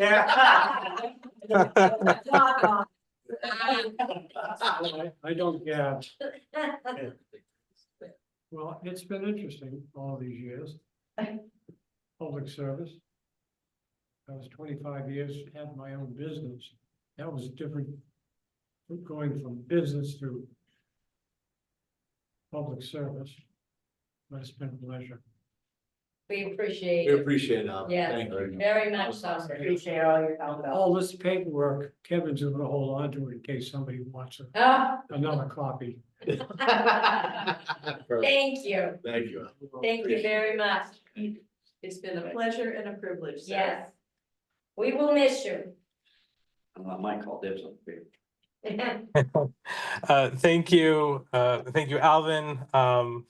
I'll have more to say a little bit in commissioners' comments, but thank you very much, and thank you, Ryan and John, for getting that to him. Item B, planner. Can I? Oh, I'm sorry, John. Oh, yeah, you want to actually do your treasurer's report? That wasn't my budget report, but that was probably a little more exciting. Yep, available budget is $42,374.17. So we are at 15% usage. Year to date, still at 74.71.83. In terms of the expenditures, there's been nothing that's out of the ordinary this month. We have the typical salaries, CEO, as well as the Mr. Kevin Claver over there. And we also have a year-to-date expenditures on the advertising side of $302.10 for the usual shopper's guide and legal notices that go in. So again, nothing out of the ordinary. This is a very basic report. And federal government is still shut down. We're not, we're still. But presumably that does not affect our budgets. Does not affect our budget. It's still fun. Paychecks get cut, damn it. Yeah. Great. Thank you very much, Ryan. Oh, just one more thing too. We'll give an update on, we had approved the OWL last time, and I just requested an invoice, so we'll be getting an invoice for them. I'll be able to turn that in on the green sheet, so I should have it near term, ahead of next week. Great. Thank you very much. Appreciate it. Tira. Nothing much to report, as you guys know. I mean, I'm actually on vacation, so my head hasn't exactly been in this, but we have been having the subcommittee meetings, 2 relatively lightly attended meetings in the last 2 months, but actually, excellent work done overall. So looking at dates in November, I have my book with me. I'm looking at a choice of 4 dates. We can either set that now or you can wait until I get back and I can doodle poll it. Either Monday the 10th, Thursday the 13th, Monday the 17th, or Thursday the 20th are the 4 dates that I would have open in November. If there's any strong preference that rises to the surface, I can set it now. Otherwise, I'll send out an email when I get back. Do the doodle poll. Did you want the Yeah, doodle poll? yeah, do the doodle I'll poll, doodle poll it. because I have to check my calendar. I promise you. Yeah, last month we were able to set it right at the table, so I wanted to give you the options, like, yeah, I'll pull it up. For when I get back, but that's what I got. Great, thanks very much. Cindy? Okay, I have a few things, under my CEO report. First is, visualize Aquatic Town Farm Road, corner, Aquatic Road, where Alamo Ice Cream is. So it's on the left side of Alamo and also on the corner of Elmwood Hill Road. Gentleman owns 2 pieces of property. One piece has a barn on it already, and he wants to take that barn down and put up the accessory building. It's, there is a path, and it's, he said it was a road, but there's no such road. I looked up the records, exactly, et cetera. And then I, called the assessor, and I said, is that considered a word I'm looking for, a contiguous lot? And he felt it was because that road is not being used. Yes. So this gentleman wants to know if we can just build a barn there. Yes. That road is right away to, unless he bought the lots up in the back, because I used to cut wood with a gentleman. That was his right of way to get to his property up along the power lines years ago. And I know that what you call a road, it was a right of way, it was Walter Burton's property that he owned acres up in the back. He went in between where that gentleman's house is and that beautiful barn that he's gonna tear down. That thing's like it's beautiful. And that years ago, that was a right of way to somebody's property up All right, so behind. then all I have to do is tell him to get an attorney and check the deeds. Correct. Okay. Yep. But do you feel it's a contiguous lot? You can build it. But that's not a right of way, I would have to say so. What was that? If it's not a right of way. Well, even if it is a right. Even if it is the right of way, it's not a road. It's correct. Yeah, it's still contiguous. He's. Yeah, Okay. you just have a right of way to his property. All right, so have the attorney. Yeah, check the deed. Okay. That's the first one. The second one. First Street, where those 4 beautiful houses went up, and well, I should say the couple of condemned houses were torn down, and 4 beautiful houses went up. One of the owners of the house, so you go turn down First Street, you can River Road, turn to right, and it's the second house on the road. And she wants to put up a, something like this for parking, to park her vehicles in there. It's like a gazebo. Yeah. She's gonna park, yeah, it is pretty, the color picture is much Yeah. prettier than this. Yeah, Pergola, that's what it, sorry. Yeah, it says gazebo pergola. So she wants to put that up there, and I've been requesting zoning permits for gazebo, so I just want that confirmed that she, even though she could take it down, it's still, she would still need a zoning permit for it. For a pergola? Yeah. It's not permanent. Well, it's a. Well, I've been requesting the zoning permits for gazebos. Really? It's still a structure, right? We're classifying. Yeah, but that it's as not a- permanent. Yeah, but neither is a shed.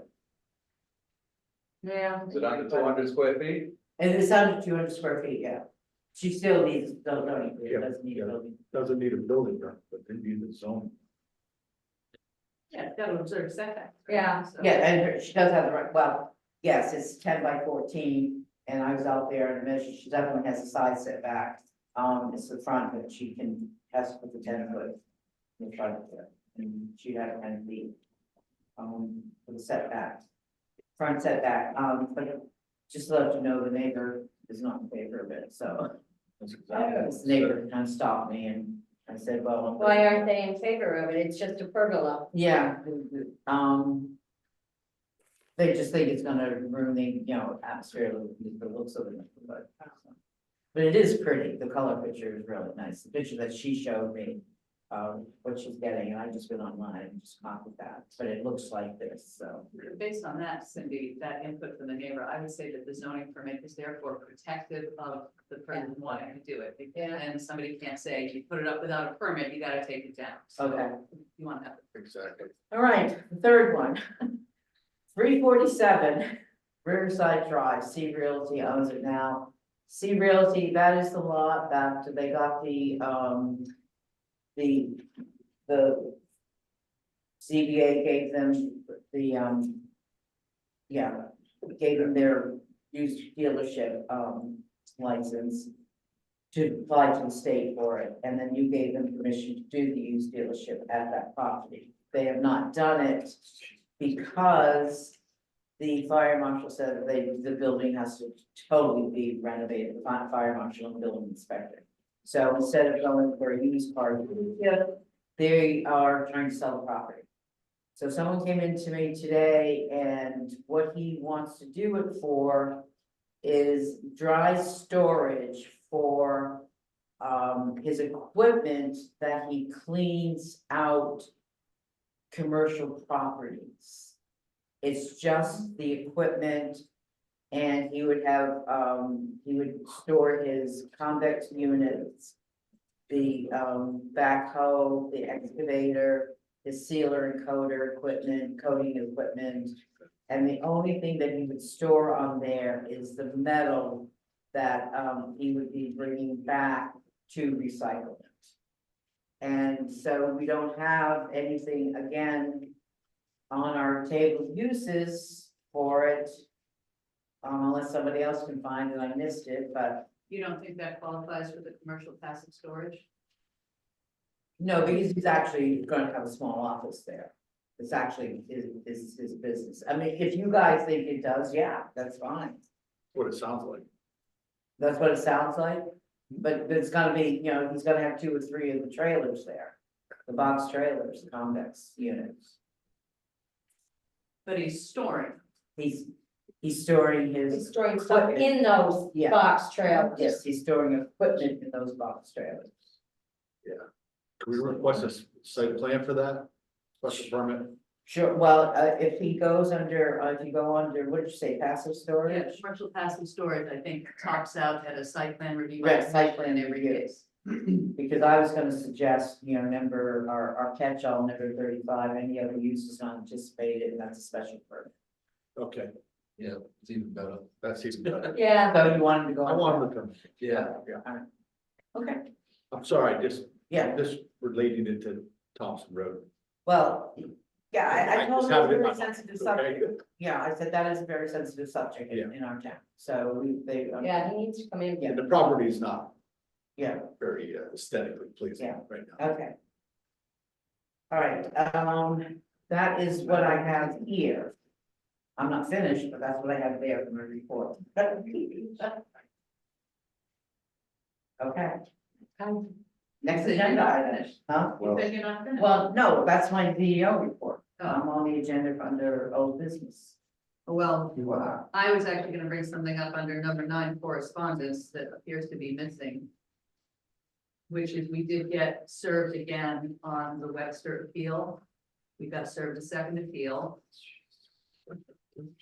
Well, I didn't have that. I did give it to you. I stamped it, received and handed it to you. Where? It wasn't. It could have been, no, I don't think so. Anyway, we did get served a second time. No, that's not on this. It would be a big thing.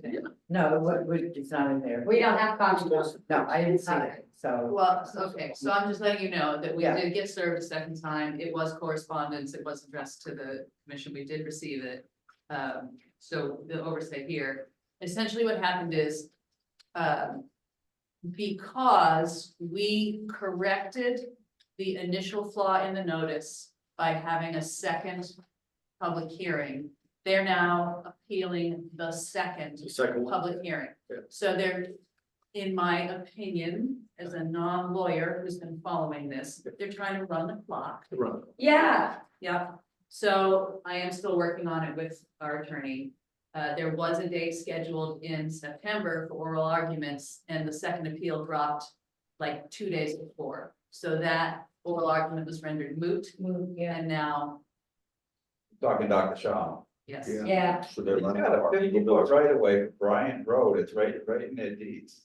It comes right from Bryant Road development, it goes right into that property. Yep, I've seen the deeds that were recorded in the Worcester County Registry of Deeds say that he can subdivide that property for up to 8 lots. Yeah. Lots. And he's got a 50-foot right. yeah.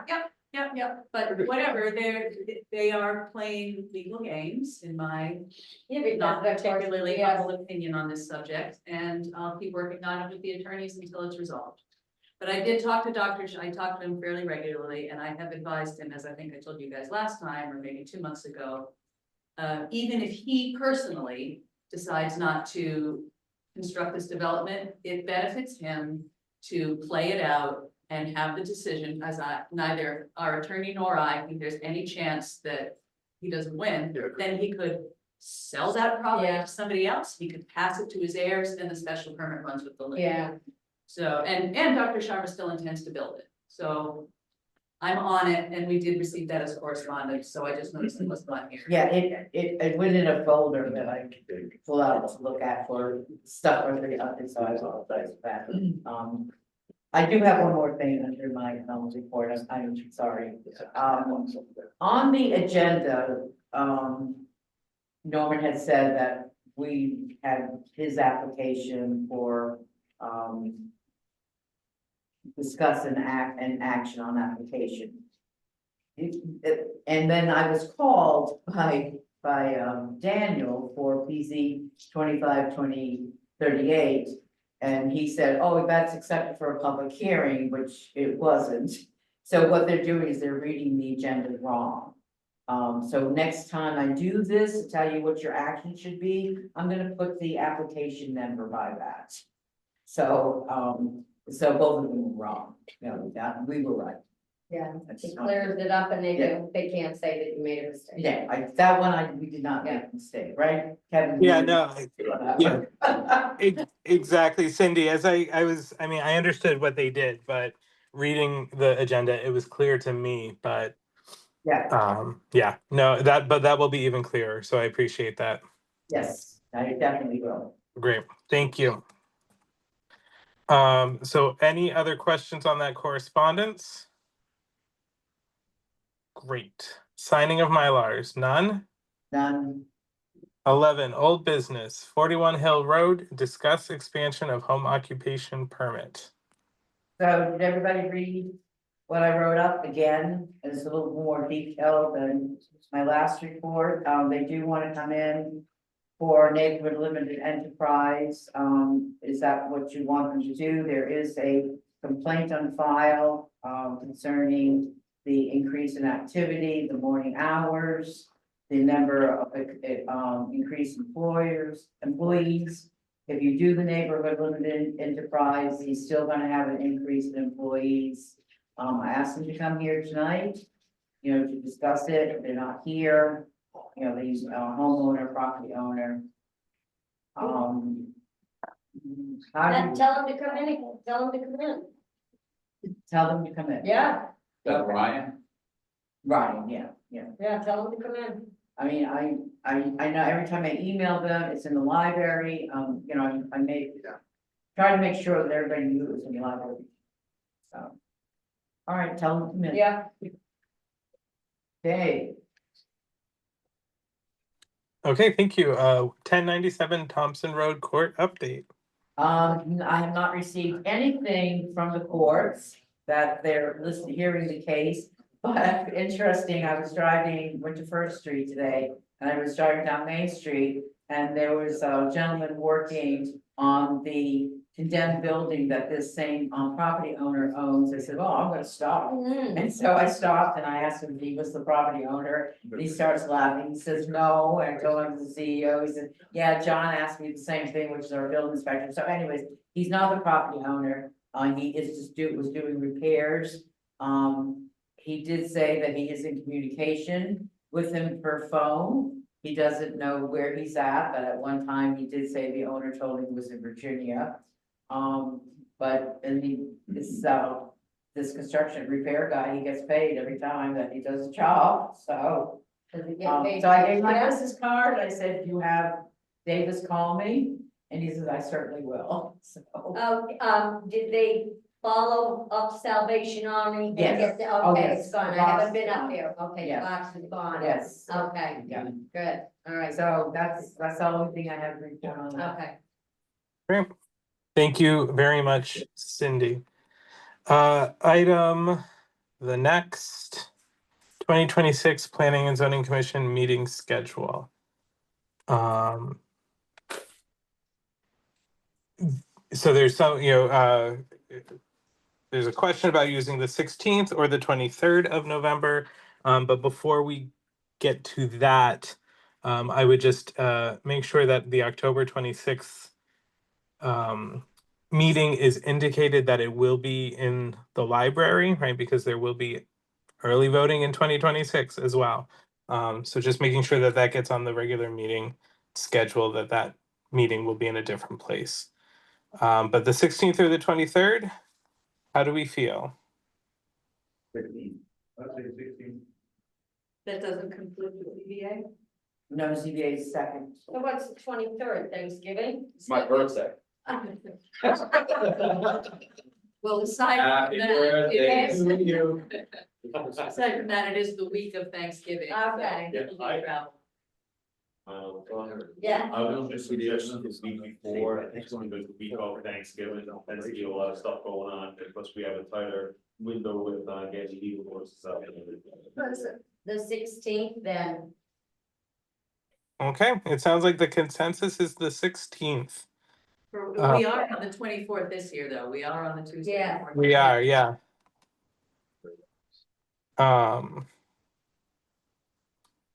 Okay, any opposition to that meeting schedule as proposed?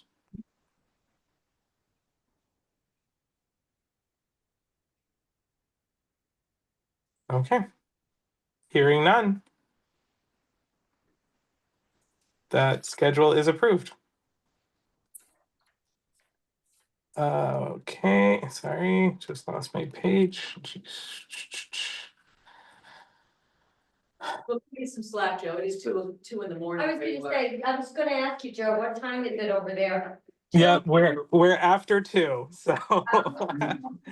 Item 13, review of ZBA minutes. There was no meeting. Item 14, citizens' comments. Are there any? Any in the room? I see Ms. Clark in the Zoom room. Yep, Valerie Clark, Elm Road. I don't know if I can ask a question, but the item about the barn that's the owner wants to tear down, are we on Elmwood Hill? Are we talking about the aquatic playhouse? Ray is nodding his head yes. The Historical Society is going to want to know about that. Okay, thank you, Valerie. Thank you, Ms. Clark. Any other citizens' comments? Nobody in the room. Okay, I see none. Item 15, commissioners' comments. Any commissioners' comments? Mike does. Okay, and I'm sorry to do this because it's gonna be pertaining to you basically. But I'd like to read this off for the record, and it has to do with the water pollution control fund. Has to do with what? The water, water, TWPCA. Oh, okay. Okay, I feel we over there got shafted to whatever means you wanna call it. Okay, so I wanna read this and submit it for the record. It says, good evening. As a member of the Thompson Water Pollution Control Commission, I would like to address the Planning and Zoning Commission and the town employees gathered around this table. The Planning and Zoning Commission previously discussed the mill project located at 915 and 929 Riverside Drive in Johnson. The town has entered into an agreement with the developer to move forward on the project with tax links having been discussed. However, no one has approached or discussed the issue with the TWPCA. So my thoughts and concerns are as follows.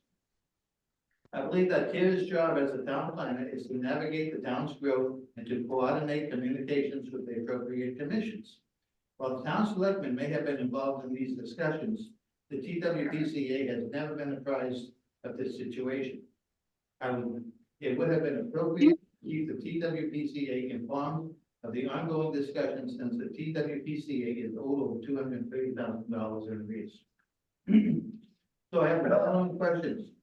First, why would the town planner not communicate with all parties involved? Could be an oversight, whatever. Secondly, why would the town planner communicate with various members of the TWPCA and employees of the sewer department, but never officially address the commission either in person or by email? As a result of the town planner approaching TWPCA members individually, a member of the TWPCA made a motion at the September 25th meeting to accept $50,000 to settle the mill project's tax lien. This undermines the TWPCA's policy of accepting full payments for service provided. The TWPCA budget is self-sustaining based on the fees from our users. If we do not collect the fees due, we will not be able to operate effectively. As of now, the TWPCA's fiscal budget is already $12,000 in there for this fiscal year, 2025-2026. Thank you. Mr. Chairman, if you would like me to address Mr. Krogel's comments, I'm happy to do so. Can't. So my. Yeah. Wait, go, John? She can't make a comment because she's not part of the commission. She's a staff. Okay, John, I mean. we Okay, have- go ahead. I was gonna say, we have typically allowed Cindy and Tara to make comments during this time, but That's if they were asked if they would give a comment to whatever any one of the commissioners were talking about. John, well, Do what you gotta do, Joe. I'm just telling you, it's not. Cindy has asked to make comments at this time, and we have allowed her. Go ahead, do what you want, but I'm against it. Well, Mike just asked me to respond if you didn't hear, so I'm happy to address your comments. Mike, first of all, I am, allow me to apologize if you did feel slighted or skipped over. That was never my intention. We are in the position where we have to demonstrate to the state that we have agreements in place on the various liens, and the liens of the tax lien, which we voted on at town meeting. That's a town meeting action. And then the WPCA, obviously, as you know, is an independent body. And I happened to run into one of the staff at the WPC, and I mentioned that this was coming up and it was going to be an issue. And he suggested that that could be put on an agenda after he talked to some folks. I happened to talk to a couple of the members, Mr. Nickerson and Mr. LaPalme, let them know what my dilemma is. Then I actually myself was surprised to see that it got on an agenda on a special meeting date that I was not able. They're all special meetings because we changed. Oh, I see. Okay, so, okay, that makes sense anyway. Anyway, it was a date that I was not available. So I would have been happy to come in and address. I happened to be driving back from Hartford that day. I am in communication with Mr. Nickerson sometimes, so I asked him, you know, I can try to fly up there and make it. And he told me at that time he didn't think it was necessary. So I apologize. It was not my intention to skip your board or your meeting. You said you were intending to come at you that time because you were out in time. Yes, yes. So again, it was not my intention, and I would have been, actually, I would rather have explained those sets of circumstances to you. But nonetheless, I am glad that your authority did vote to approve that, because that will enable us to get you paid. It will enable you. It will enable you to move forward with your project. I am upset because it's always been, we always told people, no, you have to pay whatever we owe. And what really bothers me is the fact that no proposal ever came forward, other than from the conversations that you had with Steve and Adrian already. And it just like came out of the blue. Yeah. Because those are the two you spoke to. There's only 3 people there, okay? There were only, you have a 5-person board. We have a 5-person board, there's 3 people there, which makes it a majority, but. And 2 people voted yes. And it upset me because no proposal came forward from the developer. It's like this, like, oh, you give me $50 and I'll take it. Well, like I said, the timeframe was faster than I thought it was going to be. Yeah. I'm glad it turned out favorably, but you will be getting an actual proposal based on that number that you guys voted on. And you will have input on those terms. That I will promise I hope so. Otherwise, we're talking. Mhm. Thank you, you. You're very welcome, Mike. Thank you, Mr. Krogel. thank you. Mr. Santos. Just on, Cindy, can you double check Wilsonville Road? We issued a approval for a structure, prefabricated structure of cans. Not a business permit. And there's an operation going on right off of 395. Oh, yeah, that's a commercial property. Yeah. There's a lot going on there. Yeah, Yeah. it's commercial property, it's Yeah. business. It's a Okay. business there. Okay. Yeah. All right, I just remember him coming in for the Yeah. permit for, I mean, The so you can want me to structure. look into it, cause yes, I noticed there was a lot the other day when I passed by. The guy that's running the stuff. Yeah. yeah, Brian, if I'm correct, he did ask for the storage, not for an operation. Was just to park a couple vehicles. yeah, and I understand it's Underneath commercial the property, building. still needs Okay. I'll check it. approval.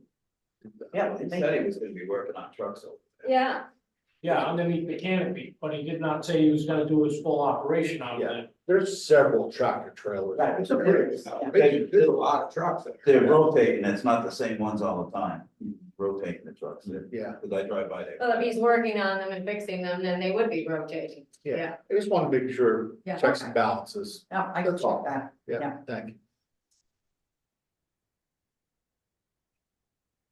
I make a motion now we adjourn. Well, I will certainly entertain that in a moment, but I do just want to, I had promised that I would share my thoughts on Alvin, and I just want to say it's been a pleasure, Alvin, to learn with and from you in my time on the commission, and I join everyone else's kind wishes and thanks for your service. Yes. With that, our next meeting will be November 24th at 7 p.m. In Town Hall and on Zoom. And Jane, item 17 is all yours. I now make that motion to adjourn. Is there a second? Second. All in favor, say aye.